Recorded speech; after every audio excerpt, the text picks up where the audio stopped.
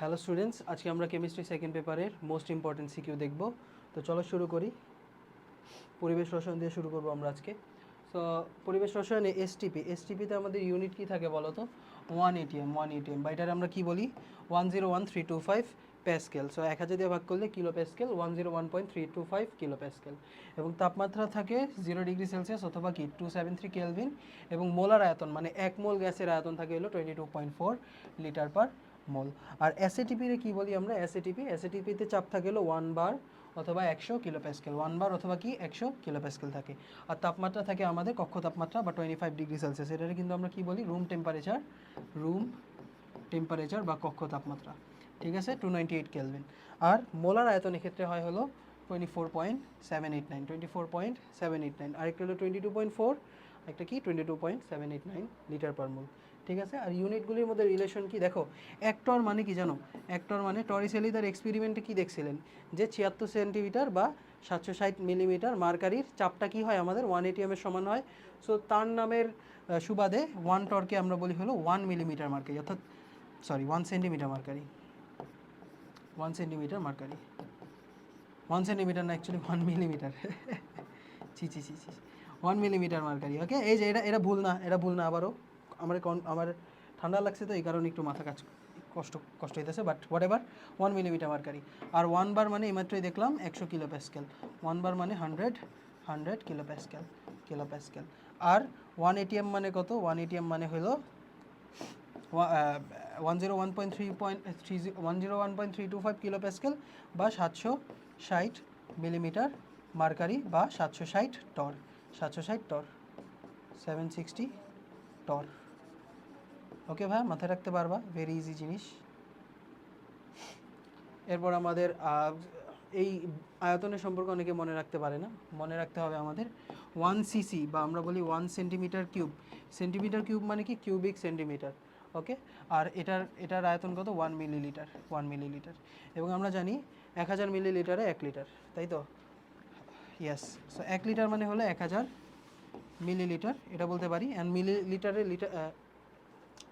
1000 millilitre 1000 millilitre. এখন মিলিলিটারে যদি তুমি সেন্টিমিটার কিউবে নাও 1000 সেন্টিমিটার কিউব, তাহলে 1 সেন্টিমিটার মানে কত? 10⁻² মিটার না? সো 10⁻² টু দি পাওয়ার 3 মানে 1000 into 10⁻6 metre cube. 10⁻6 metre cube. আর এই যে 10 কিউব ইন্টু 10⁻6, এটা কত হয়ে যাবে? 10⁻³ মিটার কিউব। ওকে, এটা মাথায় রাখতে হবে। তাহলে এই সবগুলি রিলেশন আমাদের মাথায় রাখতে হবে। এক টর মানে হলো 1 মিলিমিটার মার্কারি, এটা মাথায় রাখতে হবে। আর এর বিভিন্ন মানের মধ্যে আমাদের মনে রাখা লাগবে। আর হলো 8.314 জুল পার মোল কেলভিন, তাই তো? বা joule mole inverse kelvin inverse. ঠিক আছে, এটাও বলতে অনেকে joule mole inverse kelvin inverse, এটাই better. Joule mole inverse kelvin inverse বলাটা বেটার। আর এর আরেকটা ইউনিট কি 0.0821 litre ATM mole inverse kelvin inverse. Okay, যখন লিটার আর ATM দেওয়া থাকবে তখন এটা ইউজ করবা, আর যখন তোমাকে SI ইউনিটে দেওয়া থাকবে তখন এটা ইউজ করবা। CGS এরও একটা ইউনিট আছে, আমরা কি জানি ভাই? 1 জুল মানে হলো 10⁻7 আর্গ না? ওই সেম জিনিসটাই। সেটারে হয়ে যাবে কত? এটা জুলরে যদি আর্গে কনভার্ট করো 8.314 into 10⁻7 erg mole inverse kelvin inverse. Okay, এটা মাথায় রাখতে পারলেই হয়ে গেছে। এরপর জুলরে চাইলে ক্যালোরিতে কেমনে কনভার্ট করে? 1 জুল মানে হলো 1 ক্যালোরি মানে হলো 4.2 জুল, তাই না? আমরা এটা জানি যে 1 ক্যালোরি মানে হলো 4.2 জুল। তাহলে 1 জুল মানে কত? 1 জুল মানে হলো 0.24 ক্যালোরি। এভাবেও একটা ইউনিট আছে, মাথায় রাখতে পারলেই হয়ে যাবে। আমরা এইসব কথাবার্তা না বলে আমরা প্রথম সিকিউতে চলে যাই। উদ্দীপকে 1 নং গ্যাসের লেখচিত্র কোন সূত্রকে সমর্থন করে? সো 1 নং গ্যাস, চিত্রে 1 নং গ্যাস, এখানে আমাদের আয়তন দেওয়া রাখছে আর তাপমাত্রা দিয়ে রাখছে, তাই না? আয়তন দিয়ে রাখছে আর তাপমাত্রা দিয়ে রাখছে। সো কোন সূত্রকে সমর্থন করে এটা আমি অ্যাকচুয়ালি দেখেই বলতে পারতেছি। ভি আর টি এর অনুপাত, এই যে আয়তন এবং তাপমাত্রার অনুপাত দেখি আসো। সেখানে দিয়ে আছে যে বিন্দুগুলি আগে দেখি, বিন্দুগুলি চিহ্নিত করবা সবার আগে কী করবা? বিন্দুগুলি চিহ্নিত করবা। A B সিডি, ABCD চারটি বিন্দু রেখার উপর চিহ্নিত করি। এরপর লিখবা যে VA, এ বিন্দুতে, এ বিন্দুর জন্য আমরা লিখতেছি VA কত, VA হলো 2 সেন্টিমিটার কিউব, 2 সেন্টিমিটার কিউব, এবং TA কত 50 কেলভিন, 50 কেলভিন। তাহলে এবার দেখো VA ডিভাইডেড বাই TA এটা কত আসে, এটা আসলে 2 ডিভাইডেড বাই 50 বা 1/25 centimetre cube divided by kelvin, তাই তো। এটা চাইলে ইউনিট চেঞ্জ করতে পারো, সমস্যা নেই। বি বিন্দুতেও দেখো VB ডিভাইডেড বাই TB এটা ভ্যালু, VB এর ভ্যালু কত দেখো, VB এর ভ্যালু হলো 4 ডিভাইডেড বাই 100, 4/100, বা আমরা লিখতে পারি 1/25 সেন্টিমিটার কিউব পার কেলভিন। আবার দেখো সি বিন্দুর জন্য, মানে এটা বেসিক্যালি চার্লসের সূত্র সমর্থন করে। V/T গ্রাফ সরলরেখী হলে কি হয়, চার্লসের সূত্র হয়, এটাই বলে দিবা। তো সি আর ডি এরটা ট্রাই ইয়োর সেলফ, নিজে নিজে নিজে করো, নিজে করো, তাহলে বলবা যে V/T অ্যাকচুয়ালি এখানে কি কনস্ট্যান্ট, কনস্ট্যান্ট, এখানে V/T কনস্ট্যান্ট, সুতরাং এটা কিসের সূত্র, চার্লস, এটা কি চার্লসের সূত্র, চার্লস, চার্লস এর সূত্র। ওকে ভাই, ইজি কোয়েশ্চেন না, ইজি কোয়েশ্চেন না, ইয়াস ভাই। এবার বলছে 2 নং লেখচিত্র দ্বারা সমর্থিত সূত্রটি বিবৃত করো এবং গ্যাস সিলিন্ডারে উক্ত উক্ত উক্ত সূত্রের প্রয়োগ আছে কিনা সেটা ব্যাখ্যা করো, উক্ত সূত্রের প্রয়োগ আছে কিনা এটা কি করো, ব্যাখ্যা করো। সো এটা হলো আমাদের চাপ ভার্সেস আয়তন, চাপ দিয়ে রাখছে এটিএম, আয়তন দিয়ে রাখছে লিটারে। সো চিত্র থেকে পাই যে ঘ নাম্বারে আমরা বলতে পারতেছি, ঘ নাম্বারে বলতে পারতেছি যে চিত্র থেকে পাই, চিত্র থেকে আমরা বলতে পারতেছি যে আসলে চাপ ভার্সেস আয়তন, তাই তো, পি ভার্সেস চাপ ভার্সেস আয়তনের graph P is inversely proportional to V হইতেছে। দেখো আয়তন বাড়লে চাপ কি হইতেছে, কমতেছে। সো এইখানে তুমি বলবা যে এটা কিসের সূত্র, এটা হলো বয়েলের সূত্র। কিসের সূত্র ভাই, বয়েলের সূত্র, বয়েলের সূত্র, বয়েলের সূত্র। সো বয়েলের সূত্র তোমাকে এখন বিবৃতি করতে হবে যে স্থির তাপমাত্রায় নির্দিষ্ট পরিমাণ গ্যাসের জন্য, বলবা স্থির তাপমাত্রায় নির্দিষ্ট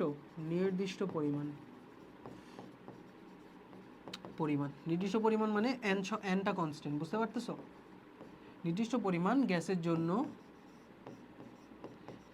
জন্য গ্যাসের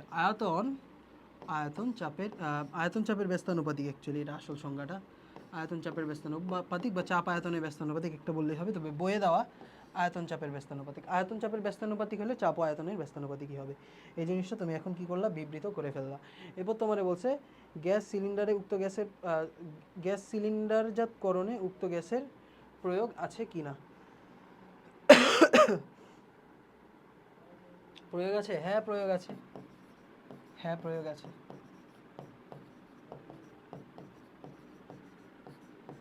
কি প্রয়োগ আছে, কিভাবে, কি প্রয়োগ আছে, যে সিলিন্ডারে কি করি আমরা, উচ্চ চাপে কম আয়তনের মধ্যে আমরা কি রাখি, গ্যাস বেশি পরিমাণে রাখতে পারি। সো কি হয় আমাদের এখানে, যে উচ্চ চাপ প্রয়োগ করে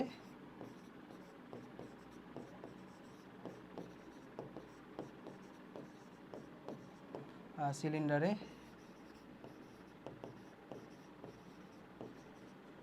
বেশি গ্যাস রাখা যায়।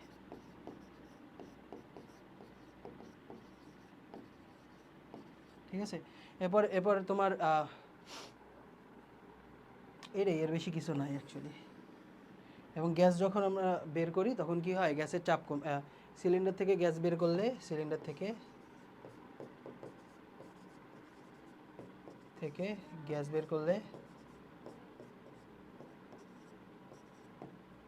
চাপ কমে যায়, চাপ কম, এর বেশি আই গেস কিছু লেখা লাগবে না। ঠিক আছে ভাইয়া, ঠিক আছে।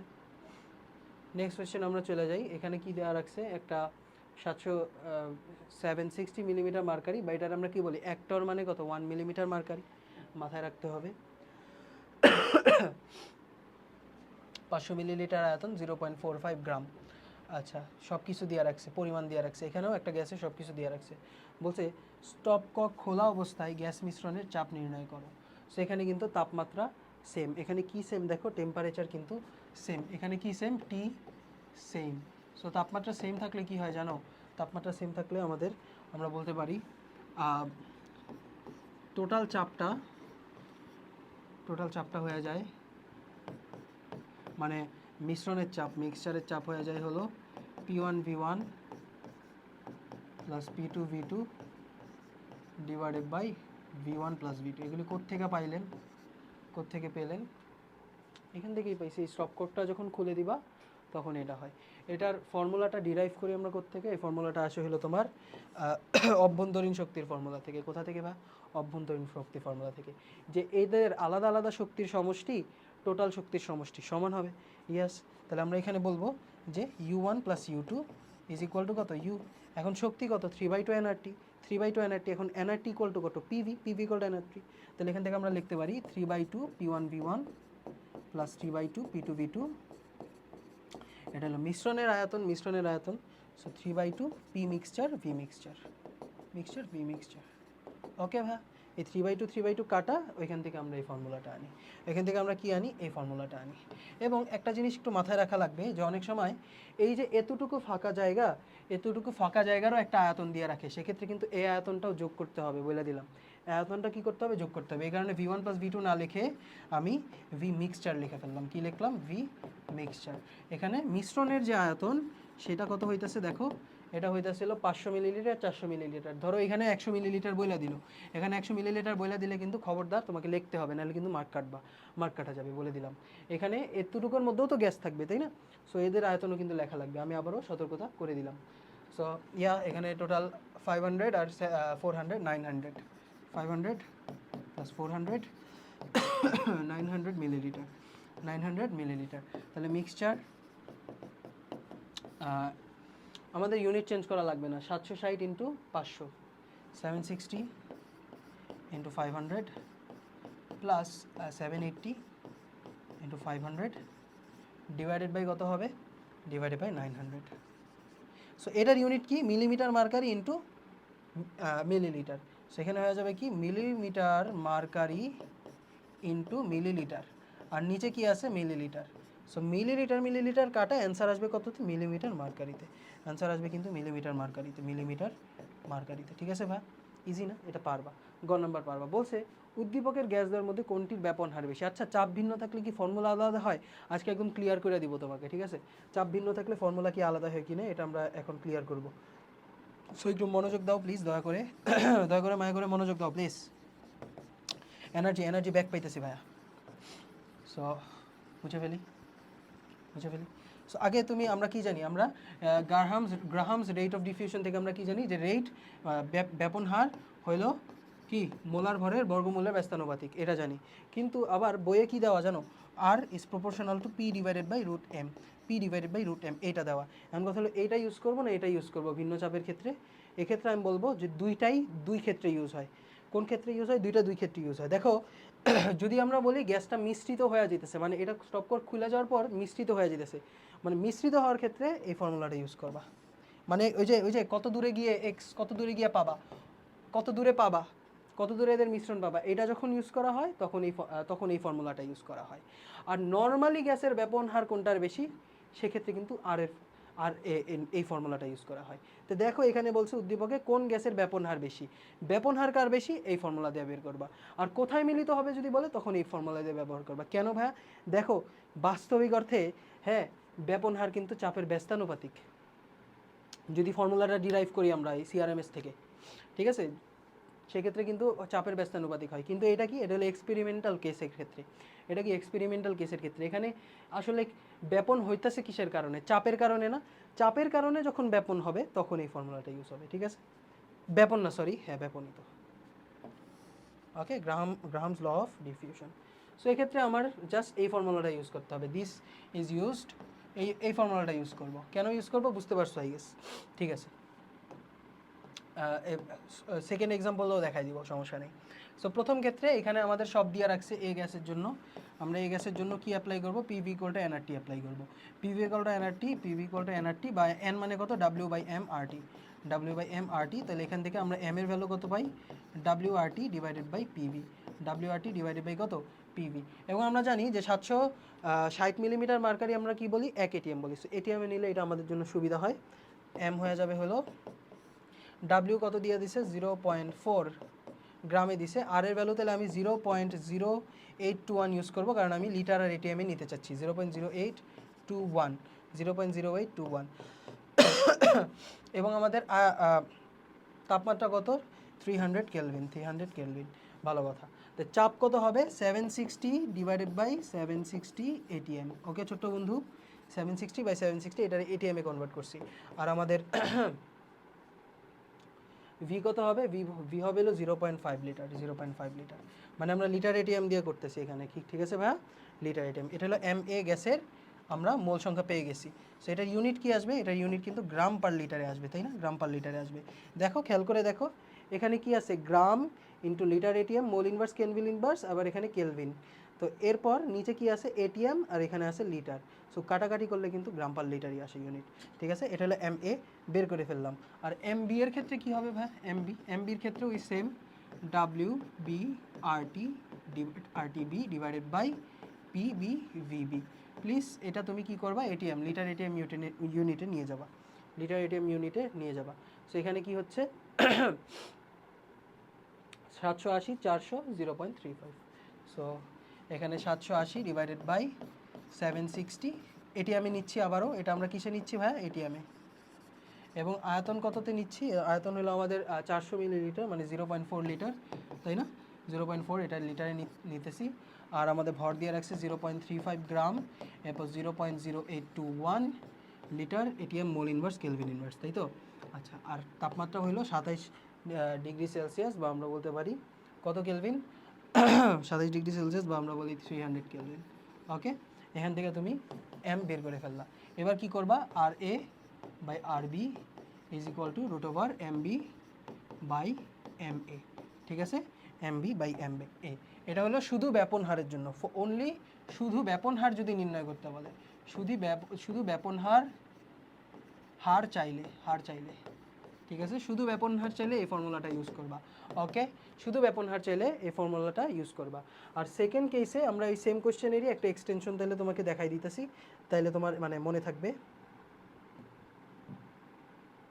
Yes yes, very good. এবার তোমাকে বললো যে কোথায় গিয়ে এরা মিলিত হবে, মিলিত হওয়ার ক্ষেত্রে সেক্ষেত্রে কিন্তু তোমার চাপের সমানুপাতিক। এইবার মিলিত হওয়ার ক্ষেত্রে ঘ নম্বর এটা ঘ2 বললাম, হ্যাঁ, মিলিত হবার ক্ষেত্রে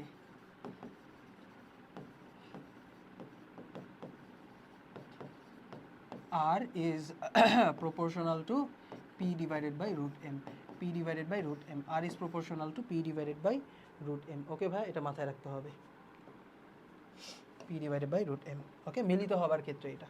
সো ধরি এটা পুরাটার এই স্টপ কর্কের, এখানে এই স্টপ কর্কের এখানে তোমার কোয়েশ্চেনটা আমি আবার বানাই দিই, যে এই যে stop cork, this is the, এটা একটা ইয়া, আর মাঝখানে দিয়ে দিছে তোমার স্টপ কর্কের দৈর্ঘ্য বলে দিছে 100 সেন্টিমিটার, 100 সেন্টিমিটার। তো এখানে কি হবে, এখানে ধরো এক্স দূরত্বে গিয়ে আর মিলিত হবে, সেখানে কত 100 মাইনাস এক্সে গিয়ে এটা মিলিত হবে। সো সেক্ষেত্রে মিলিত হবার ক্ষেত্রে তখন R A divided by R B, বা এটার আমরা বলতে পারি X divided by 100 minus X is equal to, এবার চাপের সমানুপাতিক, so P A divided by P B into square root of M B divided by M A. Okay, I guess তোমার এটা ক্লিয়ার হয়ে গেছে। ওকে ভাইয়া, শুধু ব্যাপন হার নির্ণয় করতে বললে তুমি ওই ফর্মুলা ইউজ করবা, আর যদি বলে কোথায় মিলিত হবে সেক্ষেত্রে এই ফর্মুলাটা ইউজ করবা, কারণ এখানে ব্যাপনের ক্ষেত্রে চাপ কিন্তু একটা ফ্যাক্টর হিসেবে কাজ করতেছে, এখানে ব্যাপনের ক্ষেত্রে ফ্যাক্টর হিসেবে কাজ করতেছে। ইউজুয়ালি ব্যাপন কি হয়, স্থির চাপে হয়। সো এখানে দুইজনের আলাদা আলাদা যে চাপ, এটা ফ্যাক্টর হিসেবে কাজ করতেছে। সো হোপফুলি এটা তুমি অ্যাপ্লাই করে দিতে পারবা। ওকে, আশা করি ক্লিয়ার হয়ে গেছো। নেক্সট কোয়েশ্চেন বলছে, উদ্দীপকে নলের অভ্যন্তরে এ ও বি গ্যাস কত দূরত্বে মিলিত হয়ে ধোঁয়া সৃষ্টি করবে। এখানে দেখো চাপ কিন্তু সেমই দেওয়া রাখছে, কিছুই বলে নাই, এ গ্যাস আর বি গ্যাস বলে দিছে। সো এ গ্যাস দেখো, এই যে জৈব যৌগ কিন্তু বাহার ঢুকাই দেয় সব কিছু, এই যে জৈব যৌগ বাহার ঢুকাই দিছে। এটা যে অ্যামোনিয়া গ্যাস, এটা তুমি পড়বা অ্যামাইড চ্যাপ্টারে গিয়া, এটা তুমি পড়বা অ্যামাইড চ্যাপ্টারে গিয়া। সো দেখি আমরা 1 নম্বর বিক্রিয়া থেকে আমরা কি বলতে পারি। 1 নম্বর বিক্রিয়া থেকে আমরা বলতে পারি যে এই যে অ্যামোনিয়ার সাথে আমরা যদি অ্যাসিডিক অ্যাসিডে বিক্রিয়া দেই, তখন আমাদের অ্যাসিটামাইড উৎপন্ন হয়, আর এখানে পানি উৎপন্ন হয়, তাই তো। সো এই যে অ্যাসিডামাইড এটা হলো অ্যামিন, এটা হলো আমাদের এ গ্যাসটা, এটা হলো আমাদের এ গ্যাস। আর বি গ্যাস কি, এই যে অ্যালকোহলের সাথে PCl5 এর রিঅ্যাকশন হলে এখানে HCl উৎপন্ন হয়, RCl উৎপন্ন হয়, আর POCl3 উৎপন্ন হয়। দেখছো কিভাবে, কত বড় চালাক, কত বড় শয়তান, বুঝতেই পারতেছো কি হয়েছে এখানে। জোর করে তোমার অর্গানিক খাওয়াই দিয়েছে। সো এই দুইটা বিক্রিয়া খুবই ফেমাস, এগুলি মনে থাকবে, এটা কইরা গেলে এমনি মনে থাকবে তোমার। সো আর HCl প্লাস RCl, এটা ভেরি ক্লাসিক এক্সাম্পল। এবং যদি চ্যাপ্টার মুখস্থ করে যাও না পরিবেশ রসায়ন, তখনও এটা দেখেই বুঝবা যাচ্ছে এই মুখস্থ জিনিস, POCl3। ঠিক আছে, এটা হলো আমাদের HCl হলো আমাদের বি গ্যাস। তো সুন্দর মতো এই যে এখানে বলছে 30 সেন্টিমিটার গিয়ে মিলিত হয়েছে। ঠিক আছে, ধরি ধরি ধরি ধরি এ গ্যাস থেকে এক্স দূরত্বে এরা মিলিত হবে, তাহলে এটা কত হবে, 30 সেন্টিমিটার হলে 30 - x দূরত্বে মিলিত হয়ে যাবে। তখন তুমি ফর্মুলা অ্যাপ্লাই করবা, RA/RB is equal to x divided by 30 - x is equal to square root of MB divided by MA. So B number বা HCl গ্যাস তো 35.5 প্লাস 1, তাই না, 36.5। আর MB অ্যামোনিয়া কত, 17 না ভাই। আর এখানে ভাই কি কেজিতে নিতে হবে, কেজিতে নেওয়ার কোনো আলাদা করে প্রশ্ন নেই, কারণ গ্রাম গ্রাম এমনিই কাটা চলে যাবে। এখান থেকে তুমি এক্স এর ভ্যালু বের করতে পারবা না ছোট্ট বন্ধু, এক্স এর ভ্যালু বের করতে পারবা না, বের করতে পারবা তুমি, তাই না, পারবা। এটা আসবে কোথায়, সেন্টিমিটারে। এবং বলছে সাদা ধোঁয়া সৃষ্টি হবে। ঠিক আছে, সাদা ধোঁয়ার সৃষ্টি হবে। তো সাদা ধোঁয়া যদি সৃষ্টি হয় তাহলে এটা অ্যাকচুয়ালি কি, অ্যামোনিয়ার সাথে HCl এর বিক্রিয়ায় অ্যামোনিয়াম ক্লোরাইডের সাদা ধোঁয়া সৃষ্টি হয়, অ্যামোনিয়াম ক্লোরাইডের সাদা ধোঁয়া সৃষ্টি হয়। এখানে সাদা ধোঁয়া কেন, সাদা ধোঁয়া। ওকে ছোট্ট বন্ধু, এটা মাথায় রাখতে হবে, এখানে এটা মাথায় রাখতে হবে। আচ্ছা, নেক্সট কোয়েশ্চেন আমরা চলে যাই। উদ্দীপকে A ও B যৌগের প্রকৃতি ব্রনস্টেড লাউরি মতবাদ অনুযায়ী আলোকে ব্যাখ্যা করো। বাহ, ব্রনস্টেড লাউরি। সো ব্রনস্টেড লাউরি মতবাদ অনুযায়ী, এটারে আমরা বলি প্রোটনীয় মতবাদ। এটারে আমরা কি বলি ভাই, প্রোটনীয় মতবাদ বলি না, এটা বলি প্রোটন থিওরি, প্রোটন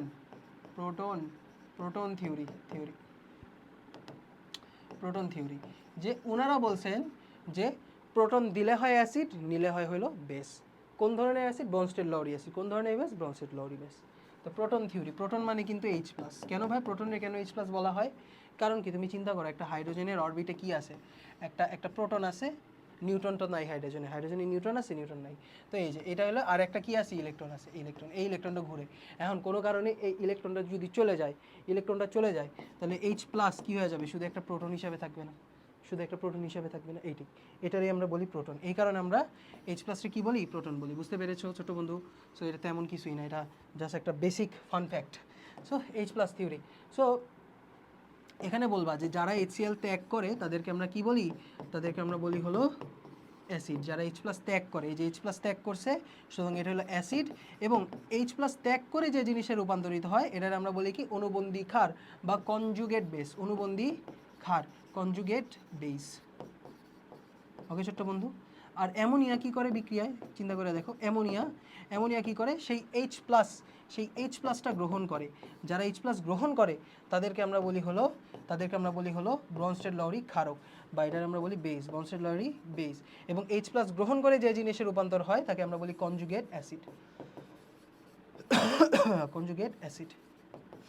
ঠিক আছে, কনজুগেট অ্যাসিড। এবং এই যে বিক্রিয়া, এই দুইটা বিক্রিয়া যোগ করলেই কিন্তু আসলে আমরা পাইয়া যেতেছি। দেখো এই দুইটা বিক্রিয়া যোগ করো, যেখানে কি হইতেছে, যোগ করলে H+H+ কাটা, তাহলে H+H+ কাটা হয়ে যায়। এবং HCl প্লাস অ্যামোনিয়ার বিক্রিয়ায় আমরা কিন্তু অ্যামোনিয়াম প্লাস আর ক্লোরাইড মাইনাস, অথবা আমরা এভাবেও লিখতে পারি অ্যামোনিয়াম ক্লোরাইড পাই।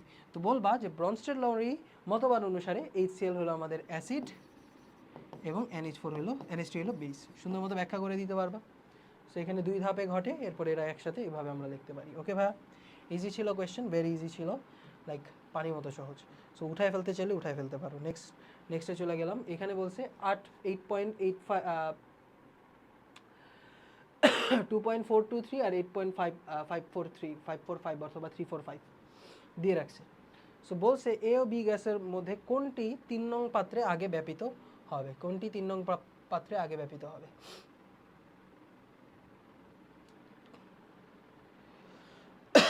দেখতে পারতেছো কোনটি আগে ব্যাপিত হবে, কোনটি আগে ব্যাপিত হবে? 3 নং পাত্রে ব্যাপিত হবে। অর্থাৎ এই যে দুইজন মিলা এই ভিতরে ঢুকতেছে, তাই না?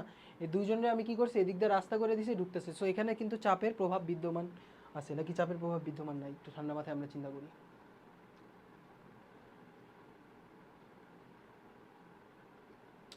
বহুত ঝামেলা কোয়েশ্চেন। আচ্ছা আগে আমরা ইয়া বের করি, পিভি ইকুয়াল টু এনআরটি দিয়ে বের করি। PV equal two N, N মানে কত? W by MRT. সো এখান থেকে আমরা কিন্তু ডাব্লিউ বলতে পারি P V M divided by what the hell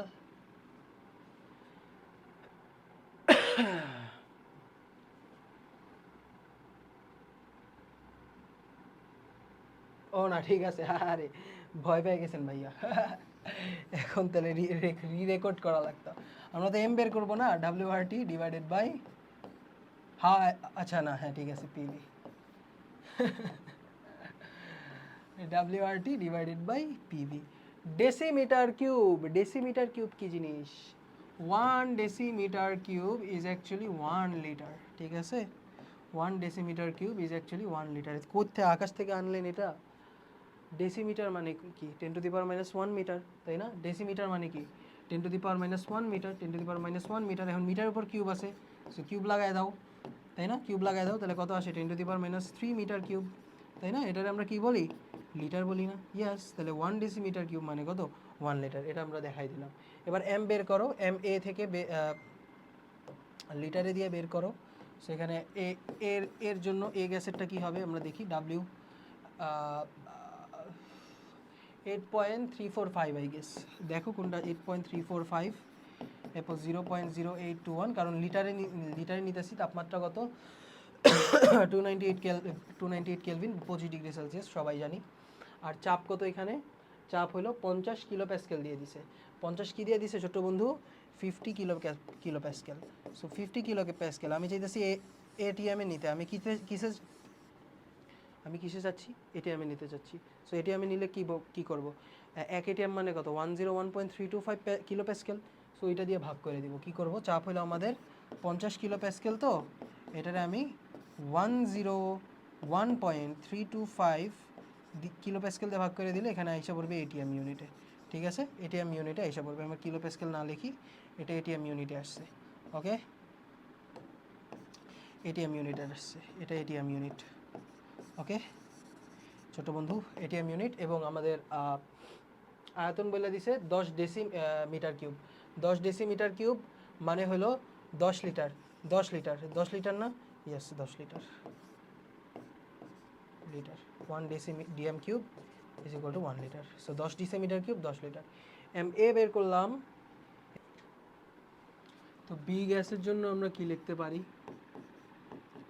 WBRT divided by PV, তাই তো? সেটা করো। ক্যালকুলেট করতে পারবা না ভাইয়া? অবশ্যই পারবা, চলো দেখি। 2.423,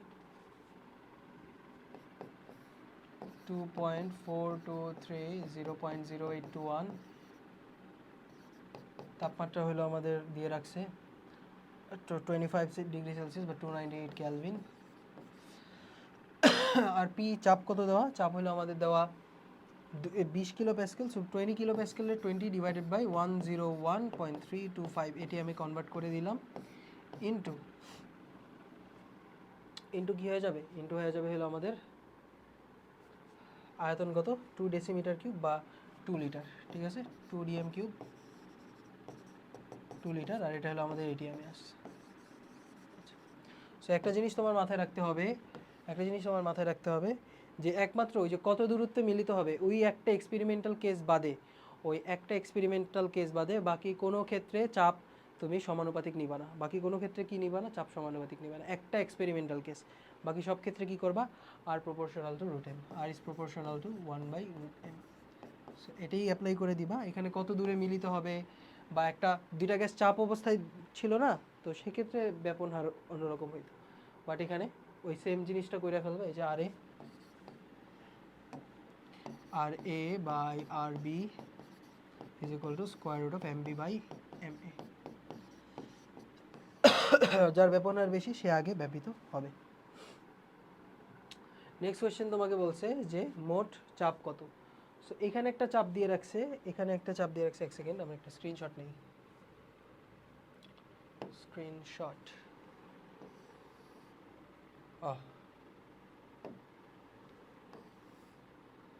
হাই হাই।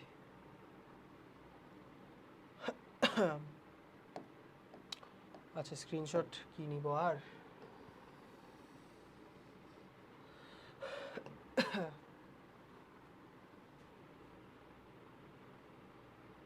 কপি,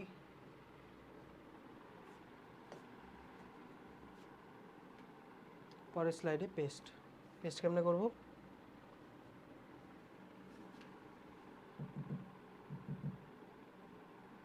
পেস্ট করা যায় না।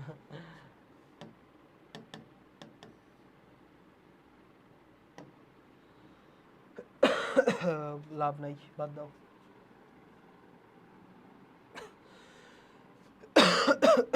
আচ্ছা, দুটো ভিন্ন ভিন্ন চাপে ছিল, তাই তো? এই যে দুইজনের চাপ কি ছিল? আলাদা আলাদা ছিল। সো এইখানে একটা চাপ ছিল আর এখানে একটা চাপ ছিল।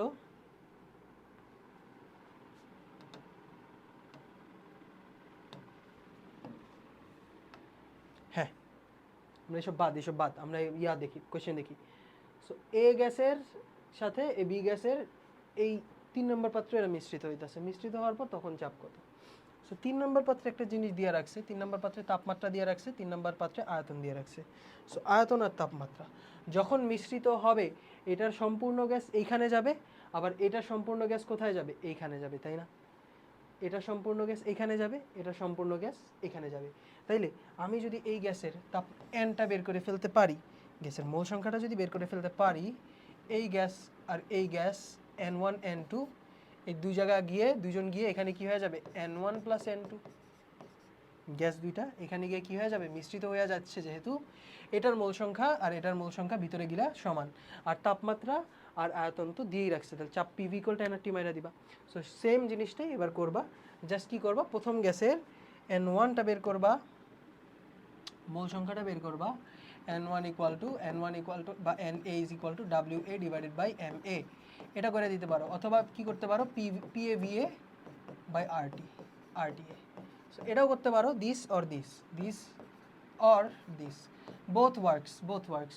আগে তুমি কষ্ট করে এম বের করছো না, ওইটার ফল এখন ইউজ করতে পারো। অথবা তোমার যদি মনে হয় যদি ক্যালকুলেশন ভুল হয়ে থাকে তাহলে তো পুরো মার্ক কাটা, তো সেক্ষেত্রে পিভি বা আরটি ওটাও করতে পারো, সমস্যা নেই। সো আর এনবি এর জন্য বের করো, এনবি এর জন্য WB ডিভাইড বাই MB, এটা করে দাও, হয়ে যাবে না? সো আশা করি তুমি MBতে ভুল করবা না আর MAতে ভুল করবা না। শেষ।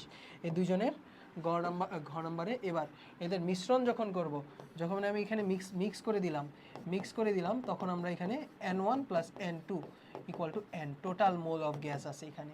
এখানে আয়তনও বলে দিছে 10 ডেসিমিটার কিউব বা 10 লিটার। কোয়েশ্চেনে বলে দিছে না 10 ডেসিমিটার কিউব বা 10 লিটার?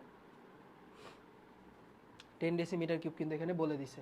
আবার তাপমাত্রাও বলে দিছে 40 ডিগ্রি সেলসিয়াস। তাপমাত্রা বলে দিছে কত? 40 ডিগ্রি সেলসিয়াস বা 40 প্লাস 273 কেলভিন। সো এখানে কিন্তু পিভি আর এন পাইয়েই গেছো।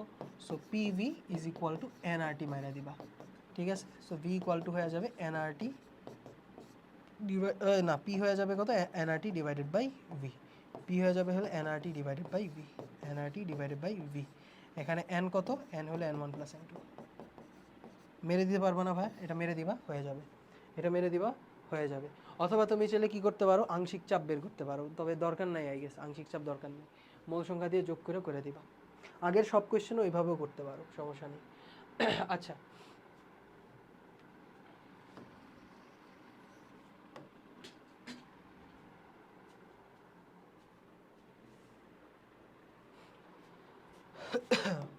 আচ্ছা পরের কোশ্চেনটা দেখো। বি গ্যাস চুনাপাথর বিয়োজনে পাওয়া যায়। আচ্ছা, এখানে একটা গ্রাফ দিয়ে রাখছে এবং বি গ্যাসটা না চুনাপাথরের বিয়োজনে পাওয়া যায়।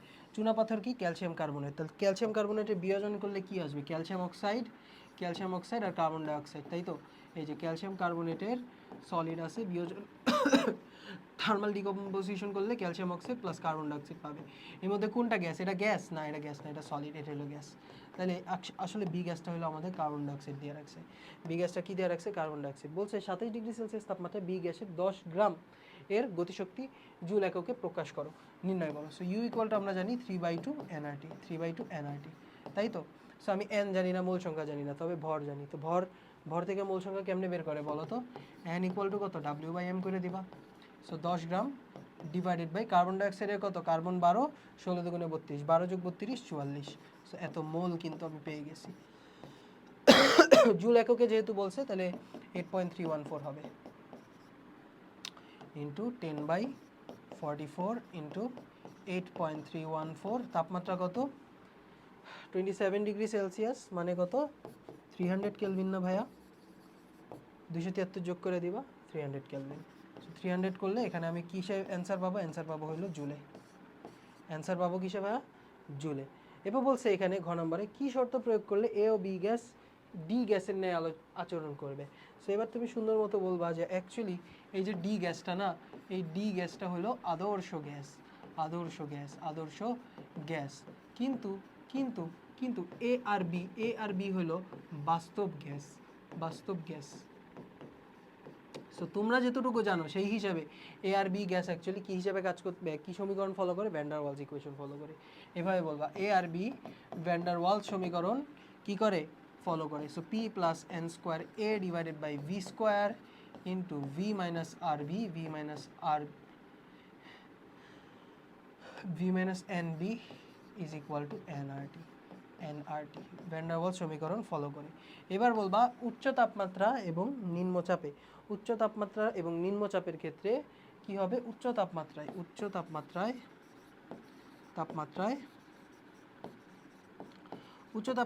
গতিশক্তিটা বেশি হবে। কি হবে ভাইয়া?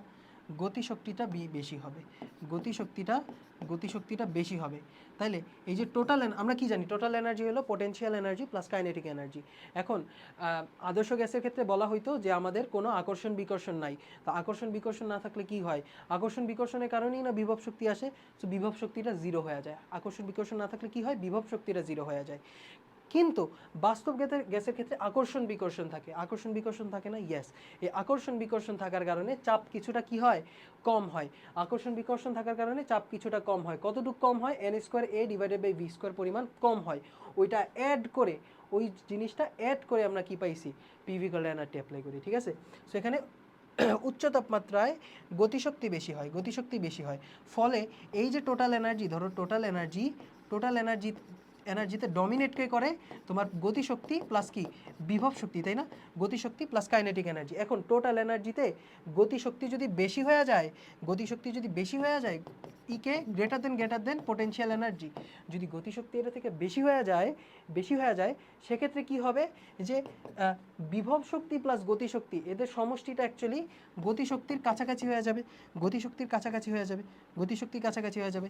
এর মানে বিভব শক্তি যেহেতু শূন্যের কাছাকাছি বা নাই, মানে নগণ্য, বিভব শক্তি যেহেতু নগণ্য, সেক্ষেত্রে আমাদের বিভব শক্তির সাথে রিলেটেড যেই টার্মটা, ওই টার্মটা কি হয়ে যাবে? ক্যান্সেল হয়ে যাবে। বলবা যেহেতু বিভব শক্তি নগণ্য, সুতরাং এটা যেই চাপের কারণে বিভব শক্তি ছিল সেই চাপটা নগণ্য, সুতরাং এই যে N square A by V square, এটা কত হয়ে যাবে? জিরো হয়ে যাবে, জিরোর কাছাকাছি হয়ে যাবে। এটা হলো মেইন কথা। হ্যাঁ, উচ্চ তাপমাত্রায় আয়তন বাইরে যায়। এটা কি ভাই? পাত্র যদি সেম থাকে, পাত্র যদি সেম রাখি সেক্ষেত্রে কি হবে? এটাই। আচ্ছা, আর নিম্নচাপে উচ্চ তাপমাত্রা এবং নিম্নচাপে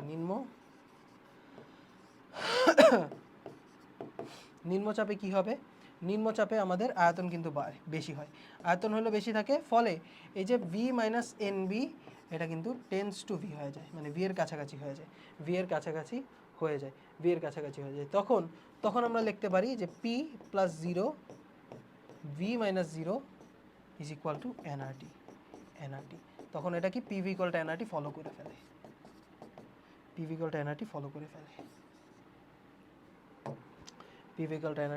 ফেলে, বুঝতে পেরেছো ভাইয়া? এটা তুমি সুন্দর মতো ব্যাখ্যা করে দিবা। নেক্সট কোশ্চেনে চলে যাই। বলছে 25 ডিগ্রি সেলসিয়াস তাপমাত্রায় ওয়াই গ্যাস এর একটি অণুর গতিশক্তি নির্ণয় করো। সো একটা অণুর গতিশক্তি কত হয় বলো তো? সত্যি করে বলো আমারে, একটা অণুর গতিশক্তি কেমনে বের করি? একটা অণুর গতিশক্তি হলো 3/2 কেটি, তাই না? একটা অণুর গতিশক্তি, এই যে একটা অণুর জন্য কিন্তু ছিল কি? 3/2 কেটি, ওকে।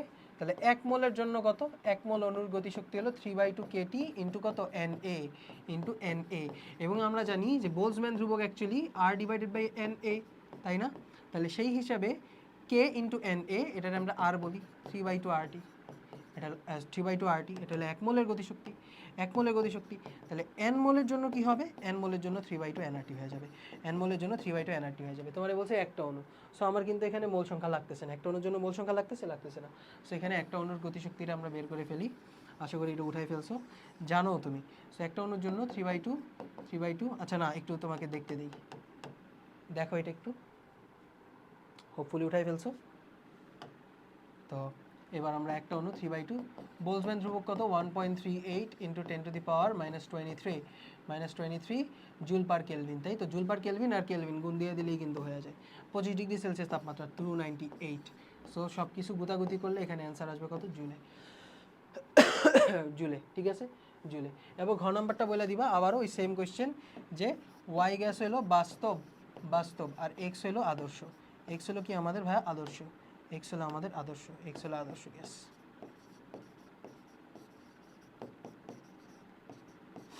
এক্স হলো আমাদের কি, আদর্শ গ্যাস। এবার তুমি এটা এক্সপ্লেন করে দিবা, same question, same as before. পারবা না? পারবা। নেক্সট কোয়েশ্চেনে চলে যাই আমরা। পরিমাণগত রসায়ন আমরা কিন্তু চলে আসছি, চলো দেখি আমাদের সাউন্ড সিস্টেম ঠিক আছে, ইয়াস ঠিক আছে। সো পরিমাণগত রসায়ন আমরা বলছি বি পাত্রে বিদ্যমান দ্রবণের ppm এককে নির্দেশ করো। সো বি পাত্রে কি আছে, 50 মিলিলিটার সেমিমোলার KOH আছে। সো ppm একক কি, ppm একক হলো গ নাম্বার, ppm একক হলো আমরা মিলিগ্রাম পার লিটার যদি বলি তখন এটা আমরা ppm এককে বলতে পারি। সো এই ক্ষেত্রে আমাদের ঘনমাত্রা কত দিয়ে রাখছে, ঘনমাত্রা দিয়ে রাখছে সেমিমোলার মানে 0.5 m, তাই না? সেমিমোলার মানে কত ভাই, 0.5 m, ডেসিমোলার 0.1, সেন্টিমোলার 1/100 m, তাই না? সো মোলার মানে কি 1 m, ঠিক আছে, এগুলি পারবা। ppm এককে প্রকাশ করতে বলছে, মানে 0.5, এটা হলো মোল পার লিটার। এখন আমরা জানি যে W equal to n into m, বা আমরা বলতে পারি স্মল n ইকুয়াল টু কত, W/m না, W/m। তাহলে W ইকুয়াল টু, মানে আমি মোল থেকে ভর সংখ্যায় যদি যাইতে চাই, ভরে যদি যেতে চাই, তাহলে আমার কি করা লাগে, আণবিক ভর দিয়ে গুণ করা লাগে। ইয়েস, এখানে তাহলে তুমি 0.5 মোল পার লিটারের সাথে আণবিক ভর দিয়ে গুণ করবা। এখানে পটাশিয়াম হাইড্রোক্সাইডের আণবিক ভর কত, 39 প্লাস 17। পটাশিয়াম হাইড্রোক্সাইডের আণবিক ভর, potassium hydroxide, so 39 plus 17, so 9 16 6 হাতে আছে 1, 4 আর 1 5, 56 গ্রাম পার মোল। সো এখানে কি হয়ে যাবে, 56 গ্রাম পার মোল। এবং মজার জিনিস দেখো, এখানে কিন্তু একটা মজার জিনিস হইতেছে, যে মোল কাটা, তাহলে গ্রাম পার লিটার হয়ে গেল। ইয়েস, গ্রাম পার লিটার। সো 0.5 ইন্টু 56 গ্রাম পার লিটার আছে, গ্রাম পার লিটার। তো আমি যেতেছি মিলিগ্রাম পার লিটার, ঠিক আছে, গ্রাম পার লিটার আছে, মিলিগ্রাম পার লিটার হলে 1000 দিয়ে গুণ করে দিবা। 0.5 56 ইন্টু 1000 মিলিগ্রাম পার লিটার। বুঝতে পেরেছো? ইজি কোয়েশ্চেন না? এটাই কি ppm হয়ে গেছে, এটাই কিসে হয়ে গেছে ভাই, ppm হয়ে গেছে। এটাই কি হয়ে গেছে ছোট্ট বন্ধু, ppm হয়ে গেছে। নেক্সট কোয়েশ্চেনে বলছে উদ্দীপকের দ্রবণ, এটা একটু দেখো, উদ্দীপকের দ্রবণদ্বয় মিশ্রিত করে প্রাপ্ত মিশ্রণের প্রকৃতি কীরূপ হবে। এদের যদি আমি মিক্স করে দিই তাহলে মিশ্রণের প্রকৃতি কী হবে। এখানে আবার একটা জিনিস বলে দিছে, দ্বিক্ষারকীয় অম্ল, মানে ওই কি করে, ওই একা দুইটা খারে খায়া ফেলতে পারে, এটারে বলি দ্বিক্ষারকীয় অম্ল। সো এবার আমরা যদি পরে পেজে যাই,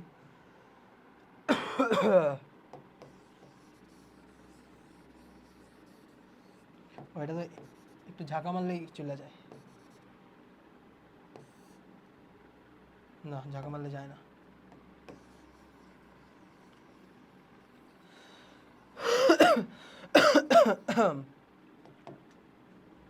সো ঘ নাম্বারটা দেখি, উদ্দীপকে দ্রবণদ্বয় মিশ্রিত করে প্রাপ্ত মিশ্রণের প্রকৃতি কীরূপ হবে। সো প্রাপ্ত মিশ্রণের প্রকৃতি আমাদের এখানে 25 to 50 মিলিলিটার, ডেসিমোলার মানে হলো 0.1 m, দ্বিক্ষারকীয় অম্ল। সো দ্বিক্ষারকীয় অম্লরে আমি কেমন লিখতে পারি, দুইটা H+ আছে, এইভাবে লিখতে পারি, H2A, মানে দুইটা H+ দিতে পারে। এর সাথে তুমি কারে লাগাইতে চাইতেছো পটাশিয়াম হাইড্রোক্সাইড। পটাশিয়াম হাইড্রোক্সাইড হলো 50 মিলিলিটার, অনেক অল্প দিয়ে রাখছে। Semimolar 0.5 m KOH KOH। So সেই হিসাবে ছোট্ট বন্ধু, সেই হিসাবে তুমি যদি এদেরকে একত্র করো তাহলে এদের রিয়াকশনটা কী হবে? H2A প্লাস KOH, এটা 2 অণু বিক্রিয়া করবে। সো 2 অণু পানি উৎপন্ন হবে, আর এখানে উৎপন্ন হবে K2A পটাশিয়াম সাম নেই। সো এখানে কোন জিনিসটা চেঞ্জ হবে না বলো তো? মোল সংখ্যা না। এই পাত্রে মোল সংখ্যা চেঞ্জ হবে না, এই পাত্রে মোল সংখ্যা চেঞ্জ হবে না। সো এটা মোল সংখ্যা কত বলো তো? এটা মোল সংখ্যা এই যে N of H2A কত বলো তো? 250 এর সাথে 0.1 গুণ করলে 25। তবে এখানে মিলি আসে না, মিলি, সো মিলিমোল হয়ে যাবে, ঠিক আছে? মিলিলিটার থেকে মিলিমোল আসে।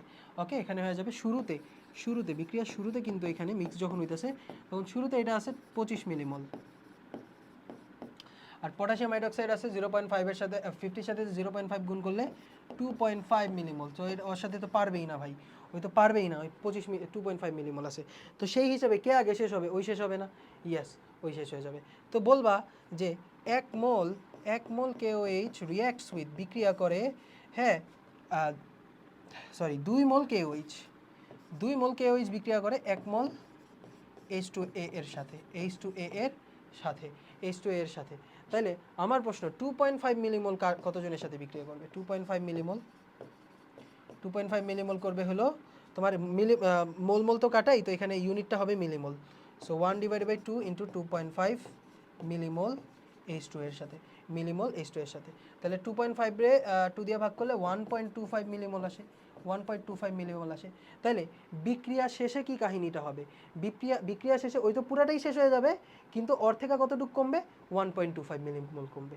সো সেই হিসাবে H2A এক্সট্রা থাকবে কত?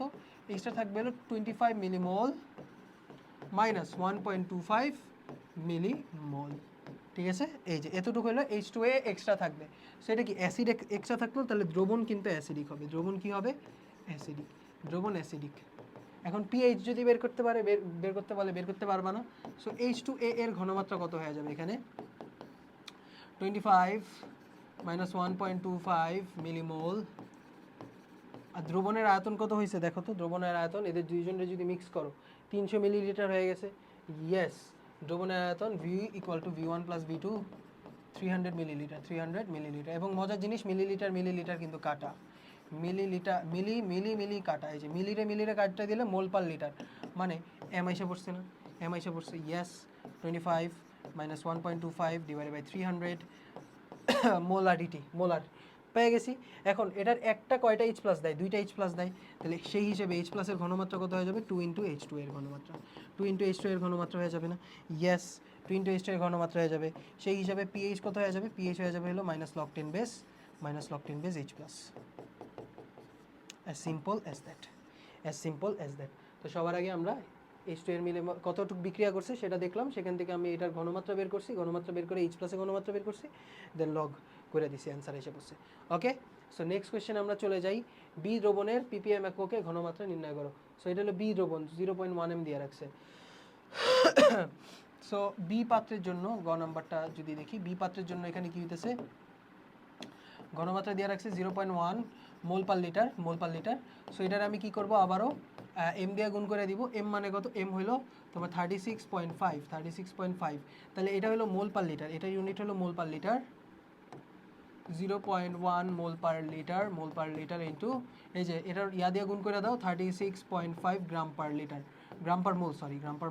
সো এই যে মোল কাটা গ্রাম পার লিটার এসে পড়ছে। সো 3.65 গ্রাম পার লিটার এসে পড়ছে। এবার 1000 দিয়ে গুণ করো, 3.65 × 1000 মিলিগ্রাম পার লিটার। এটারে আমরা কি বলি? ppm বলি। This is called ppm। Milligram per লিটারে আমরা বলি ppm। ওকে ছোট্ট বন্ধু, মিলিগ্রাম পার লিটারকে আমরা কি বলি? ppm বলি। ওকে, নেক্সট বলছে এদের মিশ্রণ করলে দ্রবণের প্রকৃতি কীরূপ হবে?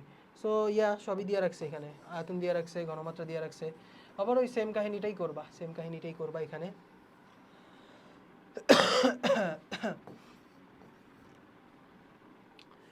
Na2CO3 5%। সো আমরা x% W/V থেকে আমরা যদি ঘনমাত্রায় যাই তখন আমাদের কি করা লাগে বলো তো? 10x/m করে দেওয়া লাগে না? 10x/m। আচ্ছা by the way x% w/v দ্বারা কি বোঝায় বলো তো? w/v দ্বারা বোঝায় যে 100 মিলিলিটারে 100 মিলিলিটার দ্রবণে x গ্রাম দ্রবণ। ওইখান থেকে এই ফর্মুলাটা ডিরাইভ হয়, তবে ডাইরেক্ট ইউজ করলেও কোনো সমস্যা নেই। এটা ডাইরেক্ট ইউজ করো, s = 10x/m, s = 10 into x এর ভ্যালু কত ভাইয়া 5, আর সোডিয়াম কার্বনেটের কত 106, বাট এই যে 23 ইন্টু 2 প্লাস 12 প্লাস 16 গুণ 3, 23 ইন্টু 2 প্লাস 12 প্লাস 16 গুণ 3, এখানে হয়ে যাবে m পেয়ে গেছো। সো এখানে ঘনমাত্রা কত পাবা 50 মিলিলিটার ইন্টু মোল সংখ্যা পাবা, তাই না? এখান থেকে কি পাবা ভাই? মোল সংখ্যা পাবা না? মোল সংখ্যা পাবা, ইয়েস, সেখান থেকে মোল সংখ্যা পাবা।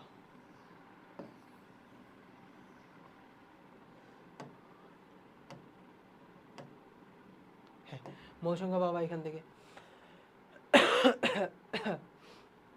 মোল সংখ্যা পাবা। তো এস কত পাইছো? এস হলো 50 ডিভাইডেড বাই 106 পেয়ে গেছো, 50 ডিভাইডেড বাই 106। আচ্ছা, সো মোল সংখ্যা কত Na2CO3 এর? মোল সংখ্যা হয়ে যাবে হলো এস ইন্টু ভি কত 50 মিলিলিটার। সো 50 বাই 106 ইন্টু 50 মিলি মোল, কত ভাই? মিলি মোলে পেয়ে গেছো। আর তোমার HCl এর পরিমাণ কত বলতে পারো? 0.1 ইন্টু 50, বা আমরা বলতে পারি 5 মিলিমোল। সো সেই হিসাবে আমাদের এখানে 250 ডিভাইডেড বাই 106, সো 106 এর 250 দিয়ে যদি ভাগ করো 25, ডাবল তো হবেই। তো ডাবল তো এখানে দেখেই বুঝতে পারতেছি, 2 দিয়ে গুণ করলে 106 এর ডাবল করলে 212। সো এখান থেকে থাকে কত 8, হাতে আছে 1, 38 থাকে। So 2 point something. এখন 38 এখানে দশমিক দিয়ে এখানে যদি আমি একটা 0 এমনি রাখতে পারি, তাই না? এখানে 0 দেওয়া লাগে না, এমনি আমরা একটা দশমিক রাখতে পারি, ঠিক আছে? এবার 106, তাই তো?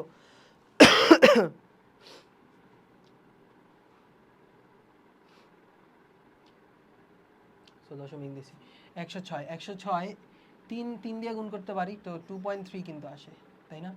2.3, 318 আর 3 100, সো 118, সো 2.3 সামথিং কিছু আসবে, ঠিক আছে? 2.3 সামথিং কিছু আসবে। সো 2.3 সামথিং মিলিমোল, 2.3 মিলিমোল আসলো। সো স্পষ্টতই তোমার HCl কিন্তু এখানে বেশি। তাও আমরা এবার রিঅ্যাকশনটা লিখবো। এখানে রিঅ্যাকশনটা লেখো তাহলে ছোট্ট বন্ধু।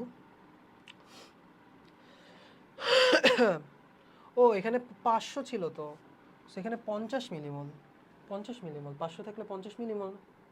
সো HClই বেশি আসলে, তাহলে এই যে HCl, দুই অণু HCl এর সাথে এক অণু Na2CO3 রিঅ্যাকশন করে তোমার 2NaCl হবে। আর এখান থেকে যদি H+ যদি এটা দিয়ে দাও, তো কার্বনিক অ্যাসিড হয়, কার্বনিক অ্যাসিড ভেঙে গিয়ে পানি আর কার্বন ডাইঅক্সাইড উৎপন্ন হয়, ঠিক আছে? সো সেই হিসেবে শুরুতে ইনিশিয়ালি এটা 50 মিলিমোল, আর এখানে 2.3 সামথিং, 250-এ 110x/m করছি, তাই তো? এই 50 দিয়ে গুণ করছি, ইয়েস, ঠিক আছে, কোনো ভুল নাই। 2.3 সামথিং মিলিমোল, ঠিক আছে? 2.34 বা 2.38 এরকম মিলিমোল। আচ্ছা, তো তুমি দেখেই বুঝতে পারতেছো যে এখানে কিন্তু HCl বেশি, তাই না? HCl বেশি, তবে কোন জিনিসটা কম? সোডিয়াম কার্বনেট কম, মানে ওই হলো লিমিটিং বিক্রিয়ক, ওই আগে শেষ হয়ে যাবে। সো 1 মোল সোডিয়াম বাইকার্বনেট 2 মোল HCl এর সাথে বিক্রিয়া করে 2.3 মিলিমোল বিক্রিয়া করে কত 50 মিলিমোলের সাথে। সো এখানে অ্যাকচুয়ালি H+ এক্সট্রা থাকবে, H+ এর মোল HCl এর মোল সংখ্যা হয়ে যাবে হলো 50 মিলিমোল মাইনাস 2 ইন্টু 2.3, কারণ কি ভাইয়া? এটার 1 মোল বিক্রিয়া করে 2 মোলের সাথে, 2.3 মিলিমোল বিক্রিয়া করবে কত 2 ইন্টু 2.3 মিলিমোলের সাথে, ঠিক আছে? সেখান থেকে মিলিমোল পেয়ে গেছো। আয়তন, পাত্রের আয়তনও পাওয়া যাবে না ভাইয়া? পাত্রের আয়তনও পাওয়া যাবে V1 + V2, 500 আর 50, 550 মিলিলিটার। সো এখানে মিলিমোল আসবে ইউনিট, তাই না? সো এখান থেকে তুমি H+ এর ঘনমাত্রা আর HCl এর ঘনমাত্রা সেম, কারণ একটা HCl থেকে একটাই H+ আসে। সো সেই হিসেবে তুমি এই যে 50 - 2.23 মিলিমোল, 2 ইন্টু 2.3 মিলিমোল দিবারে 550 মিলিলিটার, মিলি কাটা মোল পার লিটার, অ্যান্সার এসে পড়বে এম এ না। সো পিএইচ এর ফর্মুলা অ্যাপ্লাই করে দিবা, হয়ে যাবে। হোপফুলি বুঝতে পারছো। নেক্সট কোয়েশ্চেনে চলে যাই। বলছে আয়ন ইলেকট্রন পদ্ধতিতে এল দ্রবণে ও এন দ্রবণে বিক্রিয়ার সমতাকৃত সমীকরণ দেখাও। সো এই যে আয়রন আছে কি সালফিউরিক অ্যাসিডের ডাইলুট দ্রবণে, আর এখানে দিয়ে রাখছে আমাদের KMnO4, এখানে দিয়ে রাখছে কি ছোট্ট বন্ধু, KMnO4 দিয়ে রাখছে, ঠিক আছে। এখানে দিয়ে রাখছে কত KMnO4, ঠিক আছে, ঠিক আছে, ওকে। সো হ্যাঁ, বিক্রিয়া করে দিবা। বিক্রিয়া এল আর এন দ্রবণের, এল আর এন এখানে বলে দিছে এল আর এন, এটা হলো আমাদের এল আর এটা হলো আমাদের এন। সো এল দ্রবণে কি হইতেছে অ্যাকচুয়ালি, এল দ্রবণে এই যে আয়রন কি করতেছে সালফিউরিক অ্যাসিডের সাথে রিঅ্যাকশন করে iron sulphate plus H plus উৎপন্ন করতেছে, 2H+ উৎপন্ন করতেছে। H2 গ্যাস চলে যেতেছে না ভাই, 2 মোল H+ উৎপন্ন করতে না, অ্যাকচুয়ালি H2 গ্যাসই চলে যেতেছে, H2 গ্যাস জারণ বিজারণ বিক্রিয়া হইতেছে। সো এই দ্রবণে আয়রন সালফেট আছে, সালফিউরিক অ্যাসিড আছে, বা বলতে পারো আয়রন সালফেট আছে। আচ্ছা, আয়রন সালফেটের সাথে এই এন দ্রবণের বিক্রিয়া করাইতেছি, তাহলে এই যে আয়রন সালফেট, সো এখানে L প্লাস N যদি করি, আয়রন সালফেট আসবে, K2Cr2O7 আসবে, আর সালফিউরিক অ্যাসিড H2SO4, এদের বিক্রিয়া হইতেছে, তাই তো, এদের বিক্রিয়া হইতেছে। সো এটার সমতা কেমনে করবা ভাইয়া, সমতা কেমনে করবা, সবার আগে এদের আয়ন সমীকরণ লেখা লাগবে, আয়ন সমীকরণ লেখা লাগবে না, ইয়েস। তাহলে আয়ন সমীকরণে কি আসবে, Fe2+ আসবে, আর Cr2O7 2- আসবে, তাই না, আর এখানে H2SO4 এ তো H+ আসবে। আচ্ছা, বিক্রিয়া শেষে কি হবে, এই যে Cr2O7 2- ওই কি জারক না, ওই কিন্তু জারক। সো Cr2O7 2- কি জারক, তাহলে ওই Cr2O7 2- থেকে Cr3+ এ রূপান্তরিত হবে, কি উৎপন্ন হবে, Cr3+ এ রূপান্তরিত হবে, এবং ওই আয়রনকে জারিত করে Fe3+ এ রূপান্তর করবে, আয়রনকে জারিত করে Fe3+। আমাদের হ্যান্ডবুকে কিন্তু আমরা একটা কি বলে ছক দিয়ে রাখছি, ছকটা মনে রাখতে হবে কিন্তু, ঠিক আছে। এইটা হলো আমাদের আয়ন রিয়াকশন, ঠিক আছে। এইবার জারণ অর্ধ বিজারণ অর্ধ আমাদের চেক করতে হবে। জারণ কার হইতেছে, Fe2+ এর জারণ হইতেছে। সো জারণ অর্ধ বিক্রিয়া লেখো, জারণ অর্ধ বিক্রিয়া, তাই তো। জারণ অর্ধ বিক্রিয়ায় কি হইতেছে, তোমার আয়রন 2+ জারিত হয়ে Fe3+ এবং একটা ইলেকট্রন দিতেছে, আচ্ছা। আর বিজারণ অর্ধে কি হইতেছে বলো তো, বিজারণ অর্ধ বিক্রিয়া, এখানে তোমার Cr2O7 2- ওই ভেঙে গিয়ে Cr3+ এ রূপান্তরিত হইতেছে। সো এখন আয়ন ইলেকট্রন সমতাকরণ কিভাবে করতে হয়, সবার আগে কি করবা, সবার আগে সেন্ট্রাল অ্যাটম, কেন্দ্রীয় মৌল সমতা, মৌল সমতা, এরপর তুমি সমতা করবা অক্সিজেন, এরপর হলো অক্সিজেন সমতা কি দিয়ে করবা, পানি দিয়ে। অক্সিজেন সমতা কি করবা, পানি দিয়ে করবা। এরপর 3 নাম্বার হাইড্রোজেন সমতা করবা হলো H+ দিয়ে। সবার আগে কেন্দ্রীয় মৌল, এরপর অক্সিজেন, এরপর হলো হাইড্রোজেন, মানে COH দিয়ে মনে রাখতে পারো, COH, সেন্ট্রাল অ্যাটম, অক্সিজেন, দেন হাইড্রোজেনের সমতা। এবং 4 নাম্বার চার্জের সমতা করবা, চার্জ সমতা করবা কি দিয়ে, চার্জ সমতা করতে হয় হলো ইলেকট্রন দিয়ে, ঠিক আছে। চার্জ সমতা করতে হয় ইলেকট্রন দিয়ে, শেষ হয়ে গেছে, শেষ সমতা তোমার হয়ে গেছে। সো কিভাবে দেখো, সবার আগে কেন্দ্রীয় মৌল এখানে 2টা আছে, 2টা ক্রোমিয়াম, তাহলে এখানে আমি 2টা ক্রোমিয়াম দিলাম, কেন্দ্রীয় মৌলের সমতা হয়ে গেল। দেন অক্সিজেনের সমতা করতে হবে, আগে হাইড্রোজেন আগে অক্সিজেন, সেখানে 7টা অক্সিজেন, তাহলে আমার এই পাশে কিন্তু 7টা পানি দিয়ে দিতে হবে, কারণ 7টা পানিতে 7টা অক্সিজেন থাকে, তাই তো। আচ্ছা, এরপর এই পাশে কিন্তু দেখো 7 দুগুণে 14টা হাইড্রোজেন আছে, কিন্তু এই পাশে কি হাইড্রোজেন নাই, এই পাশে তাহলে আমার 14টা হাইড্রোজেন যোগ করতে হবে, 14টা হাইড্রোজেন না 14টা H+ যোগ করতে হবে। আচ্ছা, গেল, এই যে এই 3টা সমতা হয়ে গেছে, এইবার আমার চার্জের সমতা করতে হবে। সো দেখো এই পাশে চার্জ কত, 3 দুগুণে 6, দেখো 3 চার্জের 2টা মৌল আছে, 3 চার্জের কি আছে, দুইটা অণু আছে, তো সেই হিসাবে এটা কি +6 চার্জ না এই পাশে ডান পক্ষে, তাহলে বাম পক্ষে কত চার্জ একটু ঠান্ডা মাথায় খেয়াল করে দেখো, -2, একটা -2 আছে, এই যে একটা -2, আর এখানে 14টা H+, 14টা H+, সো এখানে কিন্তু +12 চার্জ, এখানে +12 চার্জ, আর এখানে +6 চার্জ। এই ইলেকট্রন দিয়ে সমতা করতে হয়, ঠিক আছে। সো ইলেকট্রন কি করে, চার্জ কমায়, যার কাছে চার্জ বেশি আছে তার সাথে ইলেকট্রন যোগ করে দিবা।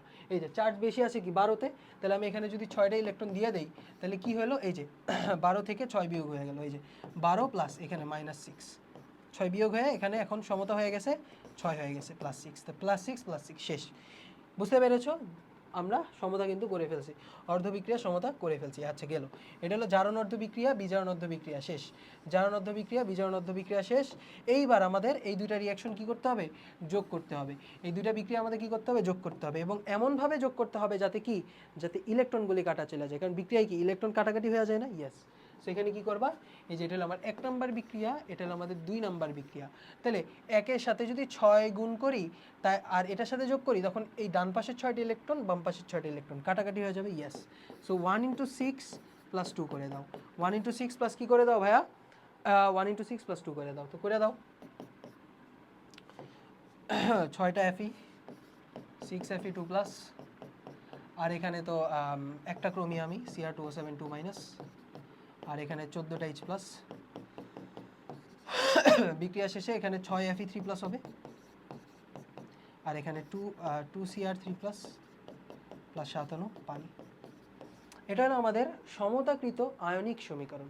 এটার আমরা বলি সমতাকৃত আয়নিক সমীকরণ। সমতাকৃত আয়নিক সমীকরণ। নেক্সট কাজ তোমার হবে দর্শকায়ন যোগ করা। সো এখানে দর্শকায়ন কে বলো তো? দর্শকায়ন হলো এই যে পটাশিয়াম। দর্শকায়নকে পটাশিয়াম আর সালফেট, এরা বিক্রিয়ায় অংশই গ্রহণ করে নেই। দেখো দর্শকায়ন হলো পটাশিয়াম আর সালফেট, তো পটাশিয়াম আর সালফেট যোগ করব। এই যে আয়রন, এই আয়রন কার সাথে যুক্ত হবে? সালফেটের সাথে। তো এখানে 6টা আয়রন আছে, সো 6টা সালফেট যোগ করা উচিত, কি বলো? তাই না? আর এখানে দেখো 2টা পটাশিয়াম যোগ করা উচিত, K2Cr2O7, এখানে 2টা পটাশিয়াম যোগ করা উচিত। তো এখানে আমি 6টা সালফেট যোগ করলাম লেফট সাইডে, আর এখানে আমি কি 2টা পটাশিয়াম যোগ করলাম লেফট সাইডে। তাহলে রাইট সাইডেও যোগ করতে হবে। রাইট সাইডে আমি 2টা পটাশিয়াম যোগ করছি, আর কি যোগ করছি? 6টা সালফেট যোগ করছি, 6টা সালফেট যোগ করছি। ঠিক আছে। আচ্ছা এখানে Fe3+ কার সাথে যুক্ত হবে বলো তো? Fe2SO4 উৎপন্ন হবে না? SO4 উৎপন্ন হবে না? ইয়েস।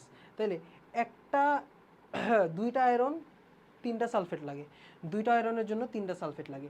তাহলে 6টা আয়রনের জন্য কি 9টা সালফেট লাগবে না? হ্যাঁ ভাই, 6টা আয়রনের জন্য কি লাগবে? 9টা সালফেট লাগবে। 9টা সালফেট লাগবে, ঠিক আছে, 9টা সালফেট লাগবে। সো ওর কিন্তু 9টা সালফেট লাগবে। হি নিডস 9 সালফেটস, ওর 9টা সালফেট লাগবে। আর এই যে পটাশিয়াম K2SO4, ওই 2টা পটাশিয়াম মিললে একটা সালফেটকে ধরবে। তাহলে এখান থেকে একটা সালফেট গেলে এখানে 5টা সালফেট থাকলো। তাহলে আমার এখানে আর কতগুলি অ্যাড করা উচিত বলো তো ঠান্ডা মাথায়? আবার এখানেও Cr2SO4 ওইও কিন্তু ক্রোমিয়ামের সাথে সালফেট উৎপন্ন করবে। সো এই যে Cr2SO4 না, সো ওই অল লাগতেছে 6টা সালফেট, ওই 6টা নিয়ে নিল, যাও এই 6টা নিয়ে নিছে, ওই 6টা নিয়ে নিছে, এই যে এই 6টা ওই খেয়ে ফেলছে, এই 6টা ক্রোমিয়াম খেয়ে ফেলছে। 2টা ক্রোমিয়াম 3টা সালফেট খাইছে, ওই একটা সালফেট খাইছে, এখানে আছে 2টা। তাহলে আবার 9টা করতে কয়টা লাগবে? আরও 7টা সালফেট অ্যাড করা লাগবে, 7টা সালফেট। খুবই কনফিউজিং তাই না? খুবই কনফিউজিং। সেখানে 7টা সালফেট, এখানে আমি আরও 7টা যোগ করে দিলাম। তো দেখো বিক্রিয়া শেষে কি হইতেছে এখানে? 6 FeSO4 প্লাস K2Cr2O7, এই 7 দুগুণে 14, সো 14টা H2SO4।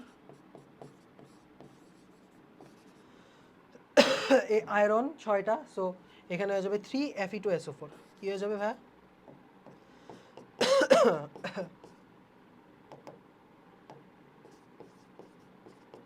সো এখানে কি হয়ে যাবে দেখো,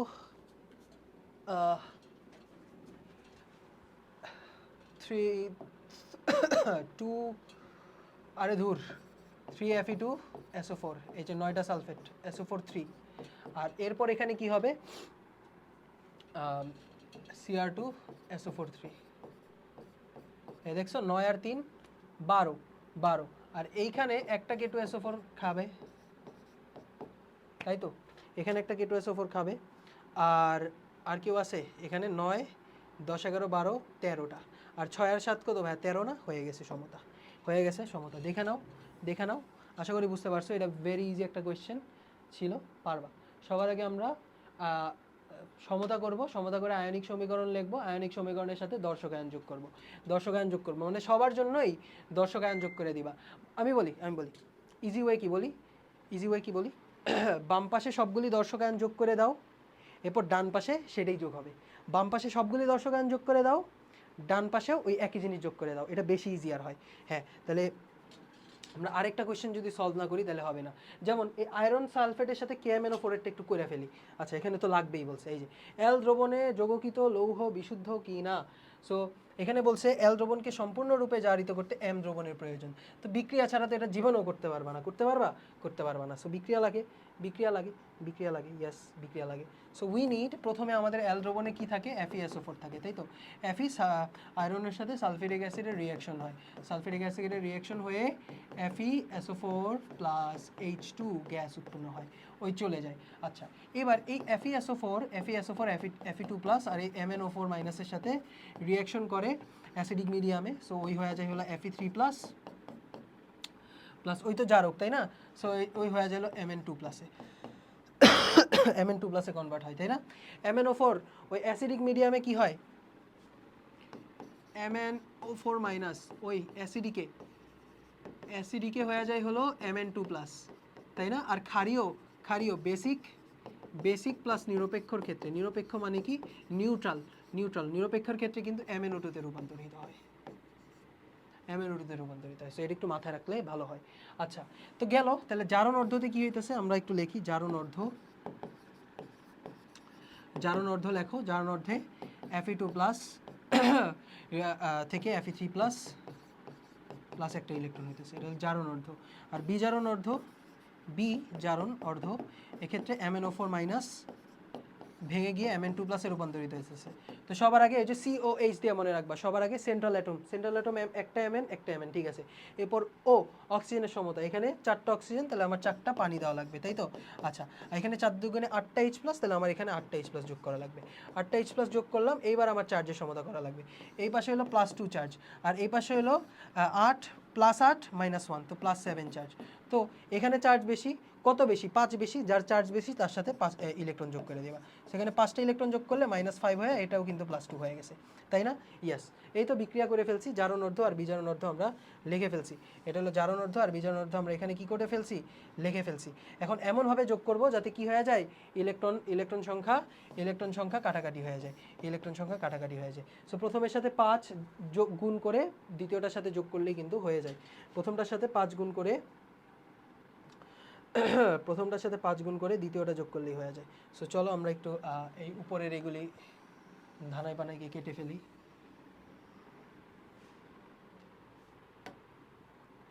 সো প্রথমটার সাথে 5 গুণ করে দ্বিতীয়টা যোগ করে দিলাম, 5Fe2 প্লাস কি হয়ে যাবে এখানে MnO4 minus plus 8H plus, ওর সাথে তো কিছুই গুণ করতেছি না, 8H প্লাস। আর এখানে দেখো 5 ইলেকট্রন কাটাকাটি হয়ে যাবে। আচ্ছা নেক্সট এখানে হয়ে যাবে হলো 5Fe3 প্লাস। ওকে ছোট্ট বন্ধু, ভালো কথা। আর এখানে কত, এখানে আরে ওরা তো ওদের মতোই থাকবে, তাই তো। সো এখানে Mn2 প্লাস, ছোট্ট বন্ধু Mn2 প্লাস 4 অণু পানি। এবার আমি প্রথমবার একটু হ্যাঁ ক্লামজি ছিল, বাট দ্বিতীয়বার এবার কিন্তু ক্লামজি হবে না, একটুও ক্লামজি হবে না। এই যে দেখো ম্যাজিক দেখবা তুমি খালি। এখন আগে দেখি আমরা ঠিক করছি কিনা। 5Fe, হ্যাঁ ঠিক আছে। ম্যাঙ্গানিজ 5টা, ম্যাঙ্গানিজ একটা, ঠিক আছে। 8H প্লাস, ইয়েস হয়ে গেছে। সো এটা সুন্দর মতো এটারে বিদায় করে দিই, ওকে আর বাসা চিনাই দিই, ওকে বাসাতে আগাই দিই, শেষ, গুড বাই। সো এবার দেখো করে ফেলো। এখানে ওর কি লাগবে ভাই, ওর তো সালফেটের অভাব, একটা আয়রন 2 প্লাস একটা সালফেটের সাথে যায়, সেখানে 5টা সালফেট আমার যোগ করা লাগতেছে। ওকে আর এখানে KMnO4 ছিল, সব একটা K প্লাস যোগ করা লাগতেছে, এক্স্যাক্টলি একটা K প্লাস যোগ করা লাগতেছে, ঠিক আছে। KMnO4 আর এইখানে 8টা H প্লাস, একটা H প্লাস কতজনের সাথে বিক্রিয়া করে বলো তো, একটা H প্লাস কতজনের সাথে বিক্রিয়া করে। একটা H প্লাস হলো 2টা H প্লাস একটা সালফেটের সাথে বিক্রিয়া করে, তো এখানে আমার 4টা সালফেট লাগবে। আচ্ছা ঠিক আছে, ওকে ভালো কথা। আচ্ছা সো এইখানে কিন্তু আমার তাহলে একটা পটাশিয়াম যোগ করা লাগলো এবং 5 আর 4 9টা সালফেট যোগ করা লাগলো। ওকে তাহলে Fe3 5টা, আচ্ছা Fe থেকে কি আসে, Fe2SO4 3 আসে না, Fe2SO4 3 আসে, তাই তো। তো 5টা যদি লিখতে চাই, এখানে তো 5টা আমি লিখতে পারতেছি না। 5টা লিখতে পারতেছি? চিন্তা করে দেখো, 5টা যদি Fe3+ লিখতে চাই, 5/2 লেখা লাগবে না? এই যে গুণ করো, তাহলে কি আসে? 5টা Fe3+ আসে। ইয়েস, তাহলে এখানে কিন্তু আসলে 3/2, 3.5টা সালফেটের সাথে বিক্রিয়া। আচ্ছা, এখানে ফ্র্যাকশন আছে না? ফ্র্যাকশন দেখতেছো, এই যে Fe, এখানে যখন Fe2 লিখবো তখন এর 5/2 করা লাগবে, মানে ফ্র্যাকশন এসে পড়তেছে। সো আমার কাজ, দায়িত্ব কি হবে? ফ্র্যাকশনটারে দূর করে ফেলি। কি করা? ফ্র্যাকশন থাকলে ফ্র্যাকশনটা দূর করে ফেলা। এটা ফ্র্যাকশন থাকলে ফ্র্যাকশনটা দূর করে ফেলবা। সো এটারে, এই পুরা জিনিসটাকে আমি 2 দিয়ে মাল্টিপ্লাই করে ফেলবো। পুরা জিনিসটাকে 2 দিয়ে মাল্টিপ্লাই করে ফেলবো। কেন? কারণ এই যে Fe2 এর ক্ষেত্রে কিন্তু এই যে 5/2 আসতেছে, 2 দিয়ে গুণ করে ফেললে কি হয়ে যাবে? এখানে 5টাই থাকলো, সব হিসাব বরাবর। সো 2 দিয়ে গুণ করে ফেললে, সো 10টা, 5 দুগুণে 10টা FeSO4। ওদেরকে মিলাই দেই, শুধু শুধু কেন কষ্ট দিব ওদেরকে। সো দুইটাকে দুইটা পটাশিয়াম, এখানে 2টা MnO4 আর 2টা পটাশিয়াম, মানে 2টা KMnO4, 2টা KMnO4, 2 দিয়ে গুণ করতেছি যেহেতু, সো 2 KMnO4। আচ্ছা, আর এখানে H2SO4 ছিল, তাই তো? সো 8 দুগুণে 16টা হয়ে গেছে। 16 এখানে কত? 4টা H2SO4, তো 4টা SO4 সাথে 2 গুণ করলে 8টা H2SO4। ওকে ভাই, ইয়াস। আর এখানে 10টা Fe3+ আসে, 2টা Mn2+ আসে, 8টা H2O আসে, এবং আমাদের 2টা K+ আসে, 2 দিয়ে যেহেতু গুণ করছি, 9 দুগুণে 18টা সালফেট আসে। 18টা কি আসে ছোট্ট বন্ধু? সালফেট। সো এই যে Fe2SO4, ওর ক্ষেত্রে কি হয়ে যাবে? 5 Fe2SO4 3 হয়ে যাবে। এই যে 5 দুগুণে 10 হয়ে গেল, 3 5 15, 15টা ওই একাই খেয়ে ফেলছে। আচ্ছা, আর 2টা ম্যাঙ্গানিজের জন্য 2টা ম্যাঙ্গানিজ সালফেট, সো 15 যোগ 2 17। আচ্ছা, ভালো কথা। আর 8 অণু পানি তো আছেই। আর এই যে 2টা পটাশিয়ামের জন্য একটা সালফেট K2SO4, 2টা পটাশিয়ামের জন্য একটা সালফেট K2SO4। সো সমতা কি হয়ে গেল না? হ্যাঁ, হয়ে গেল। মানে এখানে জাস্ট এই যে ফ্র্যাকশন আসতেছিল, মানে ভগ্নাংশ আসতেছিল, এই কারণে আমরা কি করছি? 2 দিয়ে গুণ করে দিছি। বুঝতে পারছো? এটা ইজি না? ইজি। এইবার তোমাকে বলছে যে সমতা করতে হবে। এখানে কি করতে হবে? হ্যাঁ, বিশুদ্ধ কিনা, আয়রন বিশুদ্ধ কিনা। এখানে যে স্যাম্পলটা নিছি, ওই স্যাম্পলের আয়রন বিশুদ্ধ কিনা। সো এটা কেমনে করে? এই যে কোয়েশ্চেনটাই তোমাকে বলছে যে এল দ্রবণে যোগকৃত লোহা বিশুদ্ধ কিনা। এল দ্রবণে 2 গ্রাম আয়রন দিছে। আমি ধরি বিশুদ্ধ, এর মধ্যে বিশুদ্ধ হলো W গ্রাম, আমি ধরি বিশুদ্ধ হলো W গ্রাম। তো বিশুদ্ধ আয়রনই তো সালফিউরিক অ্যাসিডের সাথে বিক্রিয়া করবে, তাই তো? বিশুদ্ধ আয়রন সালফিউরিক অ্যাসিডের সাথে বিক্রিয়া করবে। ধরি আয়রনের মোল সংখ্যা যতটুকু বিক্রিয়া করবে সেটা হলো NFe, এবং এটার আয়তনও বলে দিছে 20 মিলিলিটার। 20 মিলিলিটার। ওকে, সো আয়রনের মোল সংখ্যা কত? এখানে আমাদের তাহলে একটু দেখাইতে হবে যে প্রথম বিক্রিয়া থেকে এই যে সালফেট, হ্যাঁ, আয়রন সালফেটের আয়রন সালফেট আর আয়রনের মধ্যে একটা রিলেশন বের করি। এই যে NFe/1 স্টোকিওমেট্রিক রুল ইউজ করতেছি। স্টোকিওমেট্রিক রুলে কি হয়? মোল সংখ্যা ডিভাইডেড বাই এই যে সহগটা। আবার এখানেও NFeSO4 ডিভাইডেড বাই 1। সহগ করে দেখলাম আয়রনের মোল সংখ্যা আর আয়রন সালফেটের মোল সংখ্যা সমান। ভালো কথা। আচ্ছা, বিক্রিয়ার পরে, এই যে রিঅ্যাকশনের পরে কি হইতেছে? এই 2 mole KMnO4 reacts with 10 mole iron sulphate. তো সেই হিসাবে এখানে যদি স্টোকিওমেট্রিক রুল লাগাই, NFeSO4 ডিভাইডেড বাই 10, এটা 100, মানে 10-এ 10 পাবে এটা যদি এই ফর্মুলা ইউজ করো। তাহলে NKMnO4 ডিভাইডেড বাই 2, ঠিক আছে?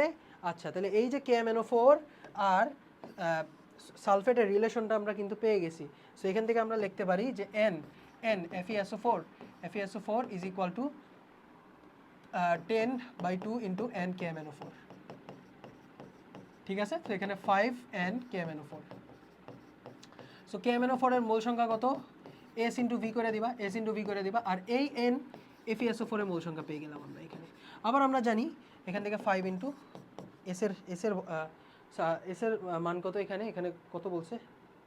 আরে ধুর, এখানে বলছে 0.35 15 মিলিলিটার, 0.35 15 মিলিলিটার, 0.35 15 মিলিলিটার।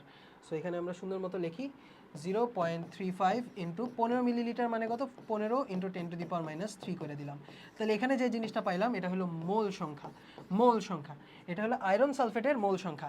এবং আমরা এটাও জানি 1 নম্বর ইকুয়েশন থেকে আমরা যেটা জানছিলাম যে আয়রনের মোল সংখ্যা ডিভাইডেড বাই 1 আয়রন সালফেটের মোল সংখ্যা ডিভাইডেড বাই 1, তাহলে আয়রন সালফেটের মোল সংখ্যার জায়গায় আমি আয়রনের মোল সংখ্যা লিখতে পারি, ইয়েস লিখতে পারি।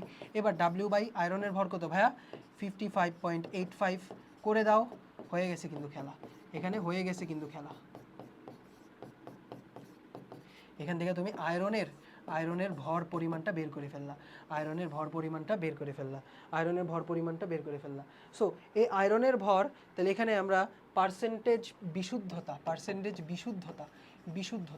বিশুদ্ধতা কি হয়ে যাবে, বিশুদ্ধতা হয়ে যাবে হলো আয়রনের যে ভরটা পাইছি বিক্রিয়া করে, যারা বিক্রিয়া করছে তারাই বিশুদ্ধ, তাই না, divided by weight of the sample. স্যাম্পলের ওয়েট কত ছিল, এটা হলো sample weight 2 gram, sample weight into 100। তাহলে এইভাবে বলবো যে এত পার্সেন্ট বিশুদ্ধ, এটা এত পার্সেন্ট বিশুদ্ধ। আশা করি তুমি বুঝতে পারছো, ভেরি ইজি, বেশি কমপ্লিকেটেড কোয়েশ্চেন না। নেক্সট কোয়েশ্চেনে চলে যাই। এখানে বলছে যে লোহার একটা আকরিক দিয়ে রাখছে 100 মিলিলিটার দ্রবণ, ঠিক আছে, আর সালফেরিক অ্যাসিড। সো উক্ত দ্রবণকে টাইট্রেশন করতে এত এত এত এত ভাই, সো করো, এটা করো। সো আয়রনের আকরিক, যে কোনো আয়রনের আকরিকের সাথে আমি যদি সালফিউরিক অ্যাসিডের রিঅ্যাকশন দিই, তাহলে কি হবে, আয়রনের সাথে সালফিউরিক অ্যাসিডের রিঅ্যাকশন হবে আয়রন সালফেট প্লাস H2 উৎপন্ন হবে, তাই তো, হ্যাঁ উৎপন্ন হবে। আর এই আয়রন সালফেটের সাথে যখন আমি KMnO4 এর রিঅ্যাকশন করাবো, এই যে KMnO4 এর MnO4 মাইনাস রিঅ্যাকশন করাবো, তখন কি হবে Fe3 plus 2Mn Mn2 plus. So এটারে যদি আমি সমতা করি, আমরা কিছুক্ষণ আগের কোয়েশ্চেনটাই দেখলাম, সমতা করবা, এখানে তোমার দায়িত্ব সমতা করে রিঅ্যাকশনটা লিখলে কত আসবে 10 FeSO4 প্লাস এখানে হয়ে যাবে 2 KMnO4 প্লাস 8 H2SO4। এরপর আমরা যখন বিক্রিয়া করলাম তখন 5 Fe2SO4 3, এরপর তোমার একটা পটাশিয়াম সালফেট, 2টা ম্যাঙ্গানিজ সালফেট, আর এখানে পানি কয়টা ছিল, 8টা ছিল মোস্ট প্রবাবলি। সো সমতাকরণ করা বিক্রিয়া থেকে এই যে এটা বের করবা, এটা বের করবা। সো তুমি জানো যে স্টোকিওমেট্রিক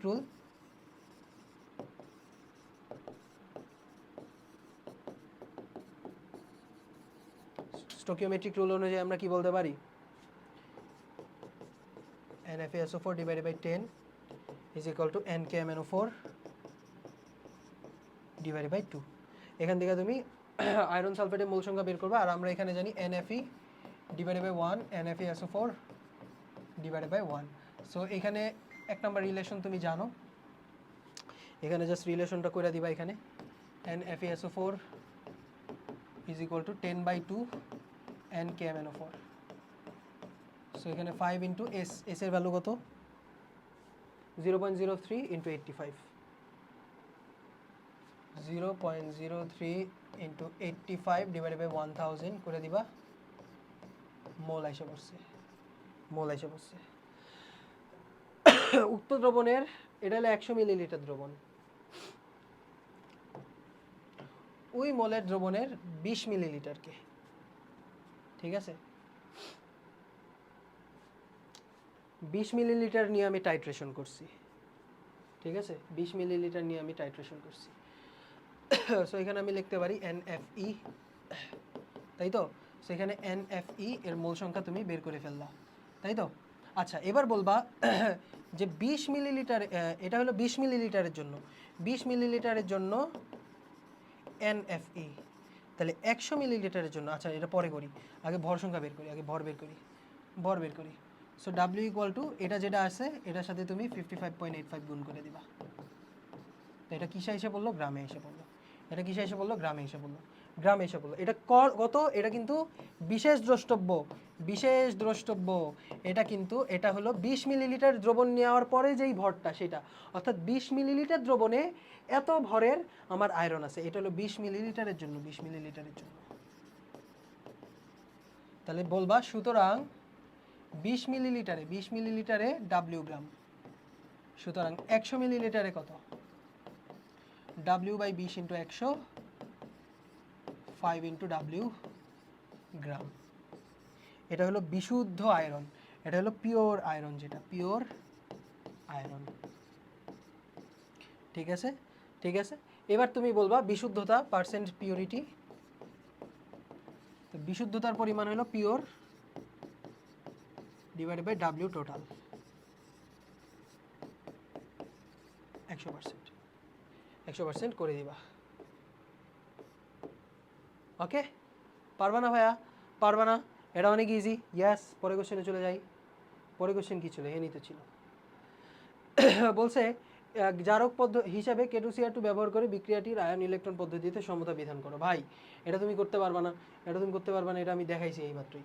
এই যে FeSO4 Fe2+ এর সাথে Cr2O7 2- এটার সাথে তুমি Fe3+ প্লাস Cr3+। কেমনে করবা? জারণ অর্ধ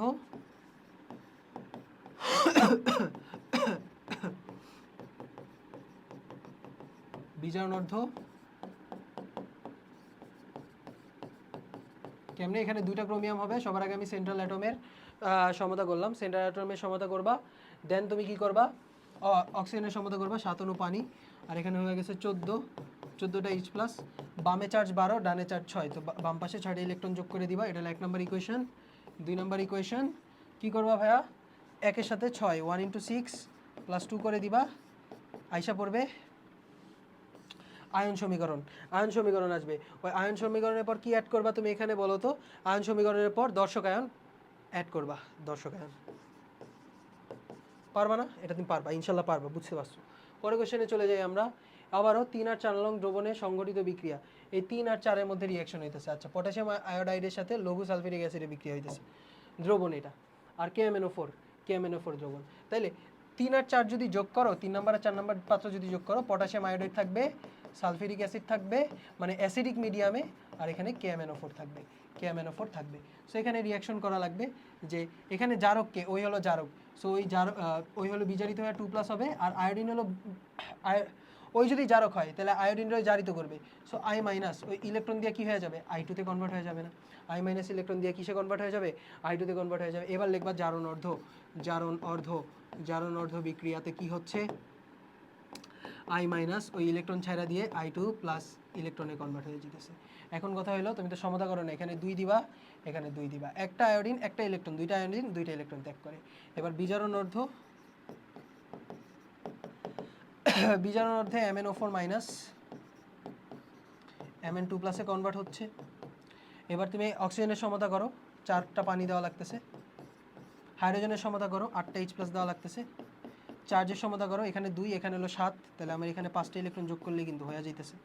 ইয়েস, এইবার এদেরকে এমনভাবে যোগ করবা যাতে কি হয়ে যায়? এমনভাবে যোগ করবা যাতে ইলেকট্রন কাটাকাটি হয়ে যায়। সো 2টা ইলেকট্রন আছে, এখানে আছে কত? 5টা ইলেকট্রন। তো 5 দুগুণে আমরা জানি 10। সো 1 এর সাথে 5, 2 এর সাথে 2 যোগ করবা, গুণ করবা। 1 × 5 প্লাস 2 × 2, তাই না? বলো, 1 × 5 প্লাস 2 × 2 করে দিবা। সো 1 এর সাথে যদি 5 গুণ করি তাহলে কত হয়ে যাবে? 10I-, আর 2 এর সাথে যদি 2 গুণ করি তো এখানে হয়ে যাবে 2 16 10, 10 আর 10 তো কাটাই, তাই না? 2 আর 16, 2 MnO4- প্লাস 16 H+। তাহলে রাইট সাইডে কি আসতেছে? রাইট সাইডে আসতেছে হলো I2, 2টা I2 না, 5 দিয়ে যেহেতু গুণ করছো 5/2, তাই না? 5/2 আসতেছে। আর এখানে Mn2+ আসতেছে কয়টা? 2টা Mn2+ আসতেছে। আর পানি আসতেছে কয়টা? 4 দুগুণে 8টা। পানি আসতেছে কয়টা? 4 দুগুণে 8টা পানি আসতেছে না? হ্যালো, হ্যাঁ, সাউন্ড ঠিক আছে? ঠিক আছে, তাহলে বুঝতে পারতেছো? এইবার হ্যাঁ ঠিক আছে, সাউন্ড ঠিক আছে। এবার আমরা কি করব? এবার আমরা দর্শকায়ন, বাম পাশে দর্শকায়ন যোগ করো, ডান পাশে সেম জিনিস যোগ করো, মামলা কুল হয়ে যাবে। বাম পাশে যতগুলি যা যোগ করবা, ডান পাশে ততগুলি তা যোগ করে দিবা, মামলা কুল হয়ে যাবে। সো এই যে 10টা আয়োডিনের মাইনাস আয়োডাইডের জন্য আমার কি লাগবে? 10টা পটাশিয়াম লাগবে। ইয়েস, সো 10টা পটাশিয়াম যোগ করলাম এখানে। আর এখানে দুইটা ম্যাঙ্গানেটের জন্য, সরি, 2টা পারম্যাঙ্গানেটের জন্য 2টা কি লাগবে? 2টা K+ লাগবে। আচ্ছা, আর এখানে 16টা H2 এর জন্য 8টা সালফেট লাগবে। ইয়েস, 8টা সালফেট লাগবে। সো করে দাও। এখানে যেহেতু 8টা যোগ করছো তাহলে বিক্রিয়া শেষে এটা হয়ে যাবে 10 পটাশিয়াম আয়োডাইড, 2 অণু KMnO4, আর এখানে 8টা সালফিউরিক অ্যাসিড। ঠিক আছে, এখানে 5I2। আচ্ছা, তুমি যে 8টা সালফেট যোগ করলা, এই 8টা সালফেটের মধ্যে 2টা সালফেট খেয়ে ফেলবে ম্যাঙ্গানিজ, 2টা সালফেট খেয়ে ফেলবে কি ম্যাঙ্গানিজ। আচ্ছা, আর এইখানে যে তুমি 12টা পটাশিয়াম যোগ করলা, 12টা পটাশিয়াম খেয়ে ফেলবে কয়টারে? 6টা সালফেটে খেয়ে ফেলবে। So 6K2SO4, 6K2SO4, 6K2SO4। এই যে 12টা সালফেট কি খেয়ে ফেলছে? 6টা ইয়ারে খেয়ে ফেলছে। আর এখানে 8H2 হয়ে যাবে, শেষ। 8H2 মামলা কুল। এখানে যেহেতু কি 12টা K+ যোগ করছো, প্লাস 12K+ যোগ করেছি এবং 8 সালফেট যোগ করেছি। এর মধ্যে 2টা খেয়ে ফেলছে সালফেট ম্যাঙ্গানিজ, আর 6টা খেয়ে ফেলছে কি 12টা পটাশিয়াম। তো বুঝতে পেরেছো, এটাই কি আমাদের সমতাকৃত ইকুয়েশন। দিস ইজ আওয়ার সমতাকৃত ইকুয়েশন, দিস ইজ আওয়ার সমতাকৃত ইকুয়েশন। অভেদ চিহ্ন ইউজ করতে পারো বা ডাবল চিহ্ন ইউজ করলে হবে। ঠিক আছে ভাই, ইজি ছিল? ইজি ছিল না? হ্যাঁ ইজি ছিল। নেক্সট কোশ্চেনে চলে যাই। ঘ নাম্বার কি বলছে? 1 নং দ্রবণের 30 মিলিলিটারকে জারিত করতে 2 নং দ্রবণ দরকার হলো, তাইলে ভেজালের পরিমাণ কত? সো এটা কি পারবা না ভাই? সমতা করো, পটাশিয়াম ডাইক্রোমেটের সাথে আয়রনের সমতা করবা। পারবা, এটা পারবা, পারবা। তাও একটু দেখাই দিই, নাহলে খুঁতখুত রয়ে যাবে, তাই তো? দেখাই না দিলে কি খুঁতখুত রয়ে যাবে না? হালকা করে দেখাই দিই, আসো।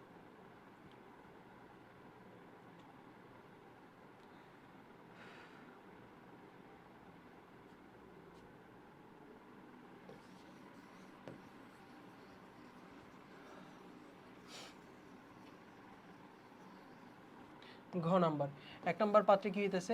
আয়রনের সাথে 150 মিলিলিটার সালফিউরিক অ্যাসিডে বিক্রিয়া হইতেছে। ভালো কথা, সালফিউরিক অ্যাসিড, আবারও Fe সালফেট প্লাস হাইড্রোজেন। এই তো, এটা হলো বিক্রিয়াতে আমার সালফেট এতটুকু আছে। এখন এই সালফেটের 150 মিলিলিটার দ্রবণ থেকে আমি জাস্ট কতটুকু নিতেছি? 150 মিলিলিটার দ্রবণ থেকে আমি হ্যাঁ 150 মিলিলিটার দ্রবণ থেকে আমি কি করতেছি? 30 মিলিলিটার উঠাইতেছি। কতটুকু উঠাইতেছি? 30 মিলিলিটার উঠাইতেছি। সো এইখানে NFE divided by 1 NFeSO4 divide, এগুলি পরেও করে নিতে পারবা, সমস্যা নেই। আচ্ছা, বিক্রিয়াটা কি হবে তাহলে? এখানে বিক্রিয়াটা কি হবে যদি আমি 1 আর 2 যোগ করে বিক্রিয়া করি? সো Fe2 প্লাস K2Cr2O7 বা Cr2O7 2- লিখি, আয়ন সমীকরণ লিখবো 2- ওরা বিক্রিয়া করে Fe3 প্লাস Cr3 উৎপন্ন করবে, তাই তো? এটা প্লিজ সমতা করো, সমতা করবা, সমতা করে দেখবা কি সমতা করবে, এটা তোমার ইয়োর সেলফ সমতা করো। এবার দেখবা যে NFeSO4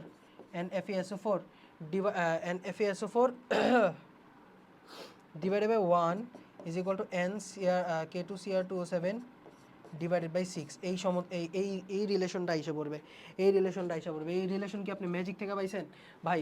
তুল্য সংখ্যা দিয়ে করে ফেলছি এখানে, ঠিক আছে? হ্যাঁ, তুল্য সংখ্যা দিয়ে করে ফেলছি। Yes, I am right. ঠিক আছে, করো। না না, এটা আসবে না, হুর পাগল হয়ে গেছেন। এটা আসবে 6 না, এটা আসবে এই যে ESV না, so 1 NFeSO4 is equal two 6 K2Cr2O7। ঠিক আছে, এই জিনিসটা আসবে, এবং এই জিনিসটা আসার পর তুমি NFeSO4 6 ইন্টু NK2Cr2O7 এটা পাবা। তো 6 ইন্টু এখানে করো 0.0325 0.03 ইন্টু 25 ডিভাইডেড বাই 1000 করলে এটা পাওয়া যেতেছো মোলে। আর NFeSO4 আর NFe কি সমান, তাহলে WFe কত হয়ে যাবে? NFe ইন্টু 55.85 বা অনেকে 56 লেখে, সমস্যা নেই, 56 লেখো, সমস্যা নেই, পেয়ে গেলাম। এবার এটা কি? এটা 30 মিলিলিটারের জন্য, কিন্তু আমার অ্যাকচুয়ালি ছিল কত? 150 মিলিলিটার। তাহলে এখানে হয়ে যাবে 30 মিলিলিটারে WFe, তাহলে 150 মিলিলিটারে কত? হ্যাঁ, WFe ডিভাইডেড বাই 30 × 150 গ্রাম। এটা হলো ডাব্লিউ পিওর, এটা হলো পিওর ডাব্লিউ, পিওর ডাব্লিউ হয়ে যাবে। মানে তোমার কিন্তু এটা আয়তনে কনভার্ট করে নিতে হবে ভাই, আয়তনে কনভার্ট করে নিতে হবে। এবার লিখবা যে পার্সেন্টেজ ভেজাল, ভেজাল কত, ভেজাল হলো W minus W pure divided by W, ঠিক আছে ভাই? ভেজালের পরিমাণ ডিভাইডেড বাই টোটাল ভর, তাই না? টোটাল ভর, সেখানে টোটাল ভর কত ছোট্ট বন্ধু? ধুর, টোটাল ভর কত? এই যে টোটাল ভর হলে আমার 5 গ্রাম দিছে। সো ওইখান থেকে তুমি ভেজালটা মানে বিশুদ্ধটা বিয়োগ করে দিলেই তো ভেজাল বাবা। বলছে ভেজালের পরিমাণ, সো ভেজালের পরিমাণ নির্ণয় করে ফেলছি, শতকরা ভেজালের পরিমাণ, অথবা শুধু ভেজাল ছেলে ভেজাল। এবার আমরা এসে বসছি তড়িৎ রসায়ন। তো চলো শুরু করি তড়িৎ রসায়ন। সো বলছে উদ্দীপকে 1 ঘন্টা বিদ্যুৎ চালনা করার পর দ্রবণের ঘনমাত্রা কত হবে? সো এখানে 3.5 অ্যাম্পিয়ার দিয়ে রাখছে এবং 50 মিলিলিটার 1 এম নিকেল নাইট্রেটের দ্রবণ দিয়ে রাখছে। কি দিয়ে রাখছে? দ্রবণে কি আছে? নিকেল। দ্রবণে আছে হলো বন্ধু নিকেল নাইট্রেট। যদি আমি কারেন্ট চালনা করি তাহলে কি হবে? নিকেলের পরিমাণ কমে যাবে, নিকেল 2+ পরিমাণ কমে যাবে, দ্রবণের ঘনমাত্রা কি হয়ে যাবে? কমে যাবে। তো আমরা কি জানি? W = MIT divided by XF। X কি? যতগুলি ইলেকট্রন গ্রহণ করে। যেমন নিকেলের কথা যদি বলো, নিকেল 2+, 2টা ইলেকট্রন গ্রহণ করে নিকেল সলিডে কনভার্ট হবে, তাই তো? 2টা ইলেকট্রন। তাহলে এখানে এক্স এর ভ্যালু কত? x = 2, x = 2। এটার অনেকে বলে n ফ্যাক্টর, এটাকে অনেকে কি বলে? n ফ্যাক্টর, ঠিক আছে? এখানে 2 হয়ে গেছে। আচ্ছা W/m করি যদি, তাহলে কি আমরা পাবো? IT/XF, IT/XF।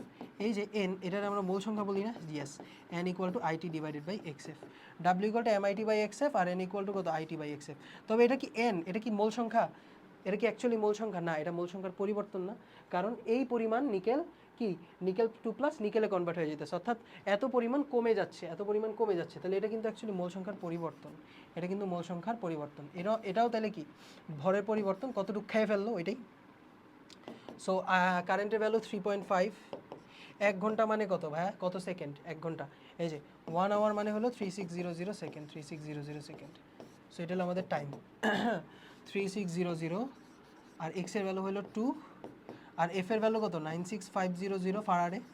1 ফারাডে মানে কত? 1 মোল ইলেকট্রনের চার্জকে আমরা কি বলি? ফারাডে বলি। সো 96500। এত পরিমাণ মোল সংখ্যা কি হয়ে যাচ্ছে ছোট্ট বন্ধু? কমে যাচ্ছে। সো শুরুতে মোল সংখ্যা কত ছিল? এসবি পরিমাণ মোল সংখ্যা ছিল, তাই না? তো শুরুতে কি ছিল? শুরুতে কি ছিল?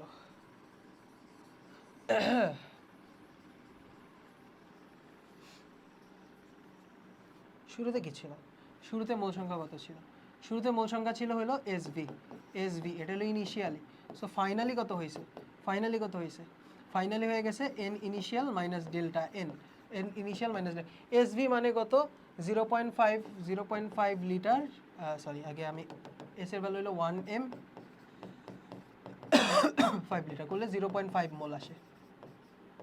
আচ্ছা, আয়তন কি চেঞ্জ হয়েছে? আয়তন তো চেঞ্জ হয় নাই, ঠিক আছে?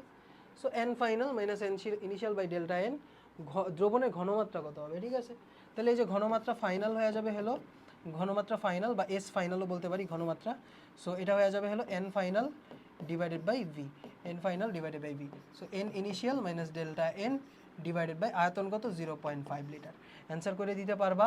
হ্যাঁ, অ্যান্সার করে দিতে পারবা। এত মোল পার লিটার, এত মোল পার লিটার হয়ে গেছে। বুঝতে পেরেছো? ইজি কোয়েশ্চেন না? ইজি কোয়েশ্চেন না? এই যে ডেল্টা এন কি, জাস্ট এখানে ক্যালকুলেশন করলেই মোল আসা বললো, এত মোল পরিমাণ কমে যাবে, এটা করলেই তোমার কি হয়ে গেছে সলভ। ওকে, বুঝতে পেরেছো ছোট বন্ধু? ঘ নম্বর বলছে উদ্দীপকের তড়িৎ বিশ্লেষ্য দ্রবণটিকে দীর্ঘদিন দস্তা পাত্রে সংরক্ষণ করা সম্ভব হবে কিনা। সো এখানে তড়িৎ বিশ্লেষ্য দ্রবণটিকে দস্তা পাত্রে, আচ্ছা, এখানে দুইজনের বিজারণ বিভব দিয়ে রাখছে। দুইজনের কি দিয়ে রাখছে? বিজারণ বিভব দিয়ে রাখছে। দস্তা মানে কি আমরা জানি? জিঙ্ক। সো আমি যদি জিঙ্কের পাত্র নেই, এটা যদি জিঙ্কের পাত্র হয়, এই যে এটা কালারটা একটু চেঞ্জ করি, সাদা। এখানে যদি জিঙ্ক থাকে, এই পাত্রটা যদি জিঙ্কের হয়, আর এখানে যদি আমি নিকেল 2+ দ্রবণ রাখি, তাইলে এই এইটা মানে পাত্রের ক্ষয় যদি না হয় তাহলে আমরা কি করতে পারবো, রাখতে পারবো, তাই তো?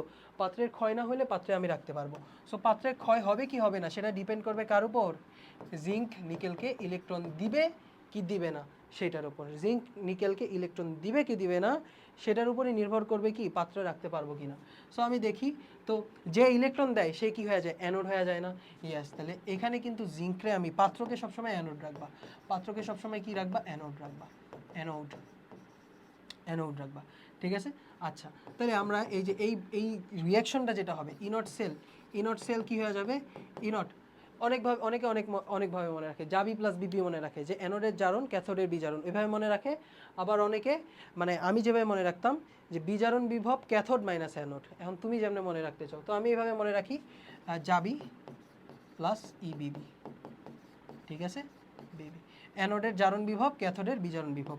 সো অ্যানোড হলো জিঙ্ক, তো জিঙ্কের জারণ বিভব কত, জিঙ্ক 2+, আর ক্যাথোডের বিজারণ বিভব, তাই তো? সো এই যে ই নিকেল 2+ থেকে নিকেল 2+ থেকে নিকেল যাবি বিবি, পাত্র সবসময় কি হবে, অ্যানোড হবে, ঠিক আছে? সেখানে আমি দেখি -0.25 -0.76 নিকেল নিকেল 2+ থেকে নিকেল হয়ে গেছে -0.25 -0.25, আর জিঙ্ক 2+ থেকে জিঙ্ক হয়ে গেছে, এটা দিয়ে দিছে হলো -0.76। তাহলে আমার জারণ বিভব কত হবে, জিঙ্ক থেকে জিঙ্ক 2+ হয়ে যাবে হলো মাইনাস অফ জিঙ্ক 2+ থেকে জিঙ্ক, তাই না?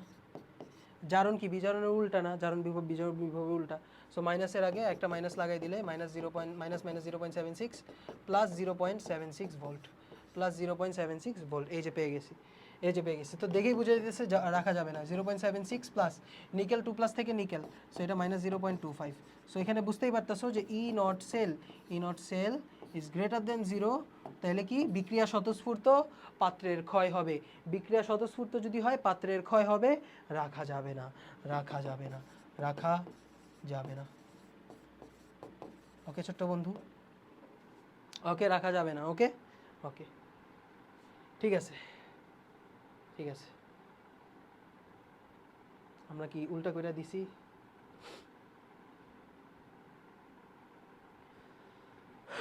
পরে সিকিউতে চলে যাই। পরে সিকিউতে এখানে কি বলছে দেখো, চিত্র একে ক্যাথোডে কতটি নিকেল প্লাস পরমাণু জমা হবে।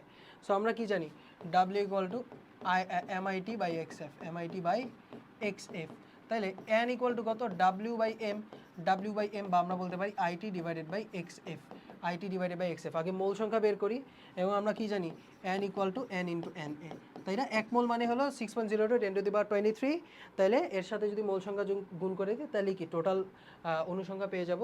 সো আই এর ভ্যালু দিয়ে রাখছে আমাদের 2.5 অ্যাম্পিয়ার, টাইম দিয়ে রাখছে হলো 50 মিনিট, সো 50 × 60 বা 300 সেকেন্ড, সো ইন্টু 300। আর নিকেল কি করে, নিকেল 2+ দুইটা ইলেকট্রন নেয়, এই যে নিকেল সালফেট দ্রবণ আছে, নিকেল 2+ দুইটা ইলেকট্রন নেবে, সো দুইটা ইলেকট্রন নেবে 2 আর 96500 করে দাও, এটা আমি পেয়ে গেছি মোল সংখ্যা। সো মোল সংখ্যা এর সাথে n × 6.023 10⁻23 গুণ করে দিলেই মামলা কুল। ওকে, গুণ করে দিলে মামলা কুল। নেক্সট, উদ্দীপকের চিত্র 2 কোষটির কোষ বিভবের মান নির্ণয় করো। আচ্ছা, ভালো। এটা কি আদর্শ কোষ দিয়ে রাখছে, আদর্শ দিয়ে রাখে না, এর মানে এখানে নার্নস্ট ইকুয়েশন লাগবে। এখানে কি লাগবে ছোট্ট বন্ধু, নার্নস্ট ইকুয়েশন লাগবে, 1m zinc sulphate 1m copper sulphate. তো এখানে আমাদের কি লাগবে, সো আমরা সবার আগে ইনট সেল বের করব। ইনট সেল ঘ নম্বরে ইনট সেল আবারও ইনট জাবি, জারণ বিভব কার, অ্যানোডের জাবি প্লাস ইনট বিবি, ক্যাথোডের বিজারণ বিভব। সো জিঙ্কের জারণ বিভব কি হবে, জিঙ্ক থেকে জিঙ্ক 2+ লাগবে আমাদের, এই যে জিঙ্ক থেকে জিঙ্ক 2+, এটা জিঙ্ক 2+ থেকে জিঙ্ক দিয়ে দিচ্ছে, সমস্যা নেই। ইনট জিঙ্ক থেকে জিঙ্ক 2+, আর বিবি কি, ইনট বিজারণ বিভব কি, কপার প্লাস থেকে কপার, নাকি কপার 2+ থেকে কপার, এই ইয়েস। সো আমাদের জিঙ্ক 2+ থেকে জিঙ্ক দিয়ে রাখছে কত, -0.76, আর কপার 2+ থেকে কপার দিয়ে রাখছে কত, 0.34, আমি না চোখে দেখি না, 0.34।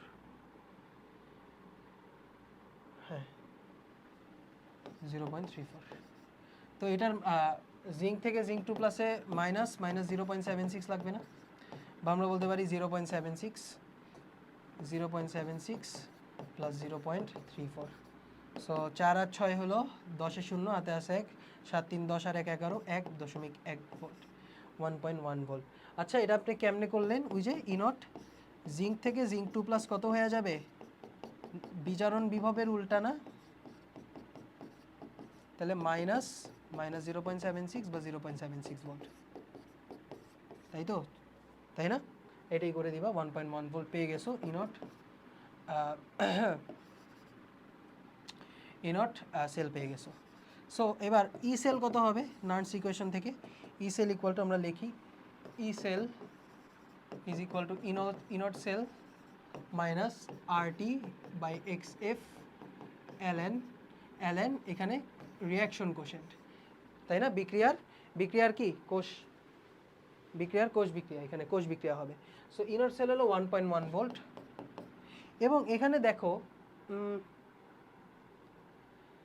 স্বাভাবিক তাপমাত্রা ও চাপ দিয়ে দিছে। তো স্বাভাবিক তাপমাত্রা চাপ থাকলে, স্বাভাবিক তাপমাত্রা চাপ মানে এসটিপি বলি এটারে। এসটিপি কেন? দ্রবণের ক্ষেত্রে এসটিপি হলো 25 ডিগ্রি সেলসিয়াস, ঠিক আছে? সো এটা হবে হলো 0.059 বাই এক্স লগ কিউ, ঠিক আছে? লগ কিউ, এটা হলো এসটিপির ক্ষেত্রে। এটা হলো এসটিপির ক্ষেত্রে, এটা একটু মনে রাখতে হয়, 0.059 বাই এক্স লগ কিউ। এটা তুমি ডাইরেক্ট মনে রাখলেও কেউ তোমার কিছু বলবে না, ঠিক আছে? কেউ তোমাকে কিছু বলবে না, টিচারও তোমার প্রতি রাগ হবে না, এটা তুমি করে দিবা, ঠিক আছে? করো। তো বিক্রিয়ার কিউ, তো বিক্রিয়াতে কি হইতেছে? জিঙ্ক হইতেছে জিঙ্ক 2 প্লাসে কনভার্ট হইতেছে, আবার কপার সেই ইলেকট্রন দুইটা গ্রহণ করে কপারে কনভার্ট হইতেছে। সো এটা হলো বিক্রিয়া, এটা কি আমাদের বিক্রিয়া। সো এখানে এই যে রিয়াকশন কোশেন্ট হয়ে যাবে কি, এই যে জিঙ্ক 2 প্লাসের দ্রবণ ঘনমাত্রা ডিভাইডেড বাই কপার 2 প্লাসের ঘনমাত্রা। সলিড কি, সলিড নিতে হয় বিক্রিয়া ধ্রুবকে রিয়াকশন কোশেন্টে বিক্রিয়া ভাগফলে কি সলিড নিতে হয়? সলিড নিতে হয় না। সো এটা 1, এটাও 1, 1.1 মাইনাস 0.059 বা এখানে কয়টা এক্স মানে কি, কতগুলি ইলেকট্রনের আদান প্রদান হইতেছে? এই জিঙ্ক থেকে জিঙ্ক 2 প্লাস, তো দুইটা ইলেকট্রন কি ছেড়ে দিতেছে, আর ওই কি দুইটা ইলেকট্রন গ্রহণ করতেছে। সো এখানে কিন্তু 2 হয়ে যাবে। লগ বিক্রিয়ায় 1 ডিভাইডেড বাই 1 কত? 0। হুদাই আমাদের খাটাইলো 1/1 কত? 0। 1/1 লগ 1 এর ভ্যালু কত? 0 না? 1.1 ভোল্ট, ঠিক আছে? এসটিপিতে 0.059 ইউজ করবা, অন্য সকল ক্ষেত্রে আরটি বাই এক্সএফ। আর কিন্তু এসআই ইউনিটে ব্যবহার করতে হবে। আর কি করতে হবে? এসআই ইউনিট, কারণ তুমি ভোল্টেজ এসআই ইউনিট এটাও এসআই ইউনিটে হবে, ঠিক আছে? বুঝতে পারছো ভাইয়া? ঠিক আছে। তড়িৎ রসায়নে আমরা দেখতেছি যে এ থেকে এ 2 প্লাস 2 আর 3 লবণ সেতু তৈরি করে তার কোষ বিভব নির্ণয় করো 1 আর 3। সো যার জারণ বিভব বেশি ওই ইলেকট্রন দিতে চাবে, জারণ বিভব যার বেশি ওই ইলেকট্রন দিতে চাবে। সো অ্যানোড হয়ে যাবে এ হয়ে যাবে অ্যানোড, যার জারণ বেশি তাই সে হলো অ্যানোড, যার জারণ বিভব বেশি সে অ্যানোডকে তাহলে এখানে অ্যানোড কিন্তু এ, কারণ জারণ বিভব বেশি। ওকে ছোট্ট বন্ধু? সো এখানে আমরা দেখি লবণ সেতু দিয়ে, এটা হলো আমাদের এ, আর এটা এ সালফেট এ 2 প্লাসের দ্রবণ, আর এখানে বি 2 প্লাসের দ্রবণ, আর এটা হলো আমাদের বি।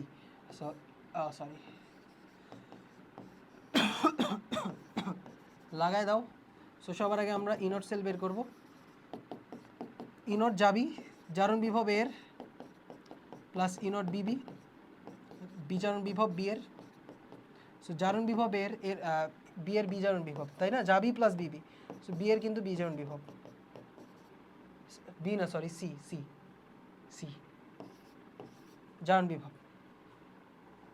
সো জারণ বিভব দেওয়া রাখছে 0.75 মাইনাস, আর বিজারণ বিভব কি হবে? এই যে ইনট সি 2 প্লাস থেকে সি, এটা বিজারণ বিভব কি হবে বলো তো?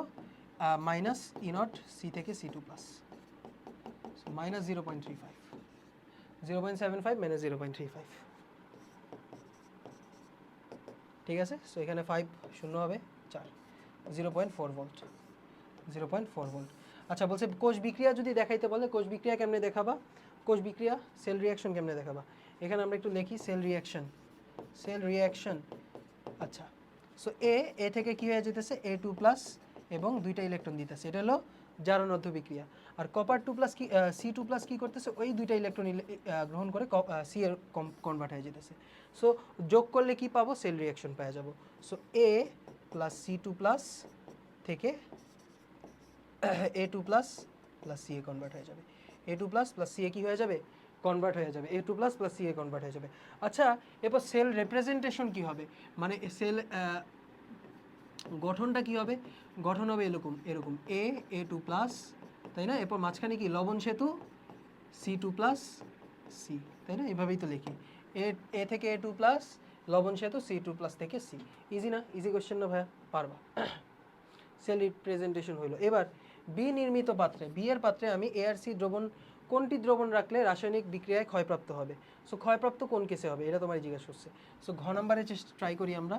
সো বি এর পাত্রে রাখতেছি, মানে বি কে আমি অ্যানোড ধরবো, যার পাত্রে রাখবো তাকে আমি কি ধরবো, অ্যানোড ধরবো। সো এ ইউজ করলে কি হয়ে যাবে, ইনট সেল, ইনট যাবি, মানে বি এর জারণ বিভব প্লাস ইনট বিবি, এর বিজারণ বিভব, তাই তো।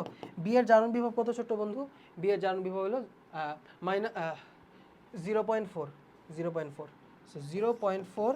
আর এর বিজারণ বিভব কি হবে, মাইনাস, মাইনাস কত হবে, মাইনাস মাইনাস এর বিজারণ বিভব মাইনাস 0.75, 0.75। সো এটা লেস দেন 0 আসলে ক্ষয় হবে না, কি হবে না, ক্ষয় হবে না, হবে না। আর বি এর ক্ষেত্রে কি হবে বলো তো, বি এর ক্ষেত্রে সি এর ক্ষেত্রে, সি এর ক্ষেত্রে আবারও যাবি, যাবি প্লাস বিবি, তাই তো। সেখানে হবে মাইনাস 0.35, সি এর বিজারণ বিভব, জারণ বিভব যদি 0.35 হয়, বিজারণ বিভব উল্টা হবে, মাইনাস 0.35 হবে, ঠিক আছে। আর এখানে বি থেকে B2 প্লাস যদি অ্যাড করি তাহলে কি হবে, 0.4, 0.4। সেটা কিন্তু 0.05 ভোল্ট, এটা গ্রেটার দেন 0, সুতরাং এক্ষেত্রে কিন্তু ক্ষয় হবে, ক্ষয় হবে, ক্ষয় হবে। এ ক্ষয় হবে না, কিন্তু বি যদি সি যদি রাখো তাহলে ক্ষয় হবে, বুঝতে পারছো, ইজি কোশ্চেন। নেক্সট, কি পরিমাণ ধাতু সঞ্চিত হবে, এটা পারবা না, এটা দেখাইতে পারবো না, এটা দেখাইতে পারবো না, 10 মিনিট চালু করলে কি পরিমাণ ধাতু সঞ্চিত হবে, ঠিক আছে। ওকে, এটা গ নাম্বারটা পারবা, MIT বাই XF। সো এখানে এম কত, এম হলো 63.5 কপারের জন্য আমরা জানি, আর এক্স কত, একটা কপার 2 প্লাসের দ্রবণ, সো এখানে 2 হবে, কারণ কি আমরা জানি কপার 2 প্লাস দুইটা ইলেকট্রন নিয়ে কপারে কনভার্ট হয়। ইজি না ভাইয়া, ইজি না, শেষ। এবার ঘ নম্বর বলছে এই বিক্রিয়াটা কিউ কোষের বিক্রিয়াটা স্বতঃস্ফূর্ত হবে কি না। সো এখানে আমরা আগে আমরা ইনট সেল বের করব। এখানে কি অ্যানোড ক্যাথোড, সো ইনট যাবি, মানে আয়রনের জারণ বিভব প্লাস বিবি, ইনট কপারের বিজারণ বিভব, তাই তো। আয়রনের বিজারণ বিভব দেওয়া আছে, তো জারণ বিভব কি হবে বলো তো, এখানে বিজারণ বিভব দেওয়া থাকলে Fe2 প্লাস থেকে Fe2 প্লাস, মানে জারণ বিভব হয়ে যাবে হলো 0.44 ভোল্টস। আচ্ছা, সো এখানে হয়ে যাবে 0.44 প্লাস 0.34, 0.78। সো এটা হলো আমার জাস্ট ইনট সেলটা বের করছি, ইনট সেলটা আমরা কি করছি, বের করছি ইনট সেল বের করছি, ইনট সেল বের করছি 25 ডিগ্রি সেলসিয়াস তাপমাত্রা, মানে তোমাকে এখানে কিন্তু এসটিপি দিয়ে রাখছে। সো 25 ডিগ্রি সেলসিয়াস তাপমাত্রা বা এসটিপির ক্ষেত্রে কি হয়ে যাবে, ই সেল হয়ে যাবে হলো E nought cell minus RT by XF ln Q. But এসটিপির ক্ষেত্রে E cell E nought cell minus 0.059 divided by X log 10 base Q, এখানে কিন্তু 10 ভিত্তিক কিউ, লগ 10 বেস কিউ, ঠিক আছে। এটা হলো এসটিপির ক্ষেত্রে। আর অন্য সকল ক্ষেত্রে এটা দ্রবণের ক্ষেত্রে এসটিপির তাপমাত্রা কত, 25 ডিগ্রি সেলসিয়াস, ঠিক আছে। সো এইবার এখানে বিক্রিয়াটা কি হইতেছে, আয়রন তো অ্যানোড, সো আয়রন কি করবে, আয়রন বিক্রিয়া করে Fe2 প্লাসে আর দুইটা ইলেকট্রনে কনভার্ট হবে। আর কপার হলো ক্যাথোড, তো কপার 2 প্লাস কী করবে, সেই দুইটা ইলেকট্রন গ্রহণ করে কপার সলিডে কনভার্ট হবে। সো পুরা সেল রিয়াকশন যদি করি তাহলে এখানে পাবো আয়রন থেকে, আয়রনের সাথে copper 2 plus plus iron 2 plus থেকে কপার, সো এটা হলো আমাদের সেল রিয়াকশন, এটা হলো আমাদের কি সেল রিয়াকশন। সো এখানে কয়টা ইলেকট্রনের আদান প্রদান হয়েছে দেখো, 2টা ইলেকট্রন, তাহলে এক্স এর ভ্যালু এখানে 2। আর কিউ কত হয়ে যাবে, রিয়াকশন কোশেন্ট আয়রনের ঘনমাত্রা, আর দূর আয়রনের ঘনমাত্রা ডিভাইডেড বাই কপার 2 প্লাসের ঘনমাত্রা, আয়রন 2 প্লাসের ঘনমাত্রা কপার 2 প্লাসের ঘনমাত্রা, আয়রন 2 প্লাসের ঘনমাত্রা কপার 2 প্লাসের ঘনমাত্রা, আয়রন 2 প্লাসের ঘনমাত্রা কপার 2 প্লাসের ঘনমাত্রা। এটা করে ফেলতে পারবা। আয়রন 2 প্লাসের ঘনমাত্রা কত বলো, আয়রন 2 প্লাসের ঘনমাত্রা 0.1 আর কপারে 0.2। সো আয়রনের হলো 0.1, কপারে হলো 0.2, মানে এখানে অ্যাকচুয়ালি হাফ আসছে, হাফ আসছে। সো এটা সুন্দর মতো এখানে বসায় দাও, বসায় দাও এটা 0.78,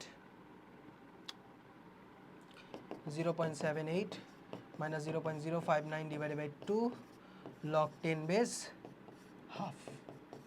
সো এটা অ্যাকচুয়ালি পজিটিভ আসবে। তো ই সেল কি 0 থেকে বেশি আসছে, যদি হ্যাঁ হয় তাহলে স্বতঃস্ফূর্ত,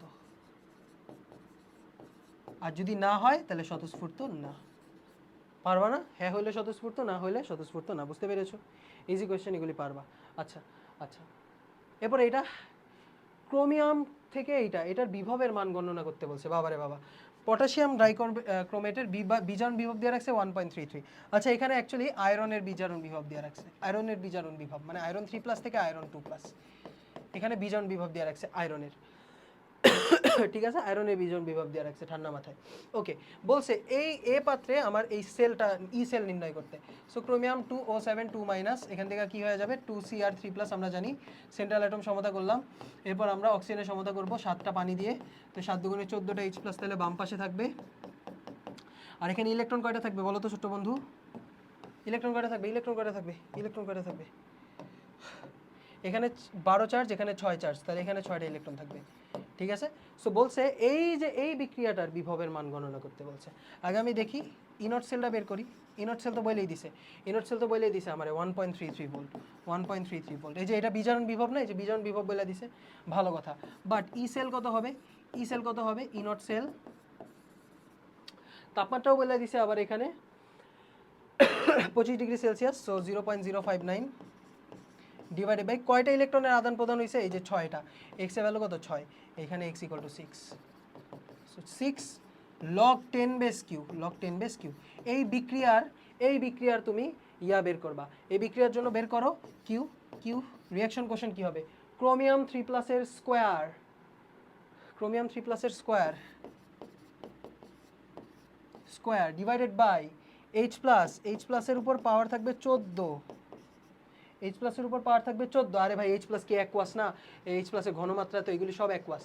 আর ক্রোমিয়াম Cr2O7 2-, এই যে পেয়ে গেছি। এখন এখানে দিয়ে রাখছে POH দিয়ে রাখছে, তো PH কত 4। আচ্ছা, তো এখানে আমি আবারও দেখতেছি যে POH = 10, তাহলে PH কত 14 - POH কত আসে 4, তাই তো। তাহলে H+ কত হয়ে যাবে 10⁻⁻⁻, PH, আরে ভাই 10⁻⁻, PH 10⁻⁻4। সুন্দর মতো এটা বসাই দিবা, এখানে বসাই দিবা, অ্যান্সার এসে পড়বে। এটা বসাই দিবা, এটা বসাই দিবা, অ্যান্সার কি এসে পড়বে, এখানে এসে পড়বে। এখান থেকে কিউ এর একটা ভ্যালু পাবা, আর এখান থেকে এই যে H+ এর ভ্যালু পাওয়া গেছে, ওইখান থেকে কিউ এর ভ্যালু পাবা, বসাই দিবা, হয়ে গেছে, বসাই দিবা, হয়ে গিয়েছে। ইজি কোয়েশ্চেন, ইজি কোয়েশ্চেন, এটা ভালো একটা কোয়েশ্চেন। এরপর বলছে যে এই বি পাত্র 5 ভোল্ট যুক্ত করলে জ্বলবে কি জ্বলবে না। সো বি পাত্রে আমাদের কি আছে, অ্যানোড আর ক্যাথোড দিয়ে রাখছে। সো এদের এখানে বিজারণ বিভব কত হইতেছে, বিজারণ বিভব কত হইতেছে দাঁড়াও দেখি। হ্যাঁ, Fe3+ থেকে Fe কনভার্ট হইতেছে, তাই তো, Fe2+ কনভার্ট হইতেছে।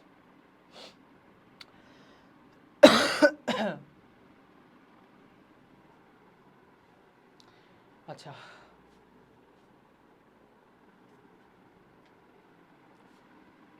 আচ্ছা, Fe2+ থেকে Fe3+ এ কনভার্ট হলে হলো বিজারণ বিভব। তো বিজারণ বিভব কত দিয়ে রাখছে, পজিটিভ দিয়ে রাখছে, ইয়েস 0.77 দিয়ে রাখছে। সো এবার আমি ই সেলটা বের করব। ই সেল কত হয়ে যাবে বলো তো, 0.77 - 0.059 ডিভাইডেড বাই কয়টা ইলেকট্রনের আদান প্রদান হইতেছে, একটা। আর এখানে Fe3+ কি করতেছে, একটা ইলেকট্রন নিয়ে Fe2+ এ কনভার্ট হইতেছে। সো এখানে হয়ে যাবে হলো log 10 বেস, রিঅ্যাকশন কোশেন্ট হয়ে যাবে আয়রনের ঘনমাত্রা ডিভাইডেড বাই আয়রন 3+ এর ঘনমাত্রা। সো এগুলি বসায় দিবা, বসায় ই সেল বের করবা, বসায় ই সেল বের করবা। ই সেল কি, ই সেল কি greater than or equal to 5, যদি হ্যাঁ হয় তাহলে হ্যাঁ, আর না হইলে না। বুঝতে পেরেছো?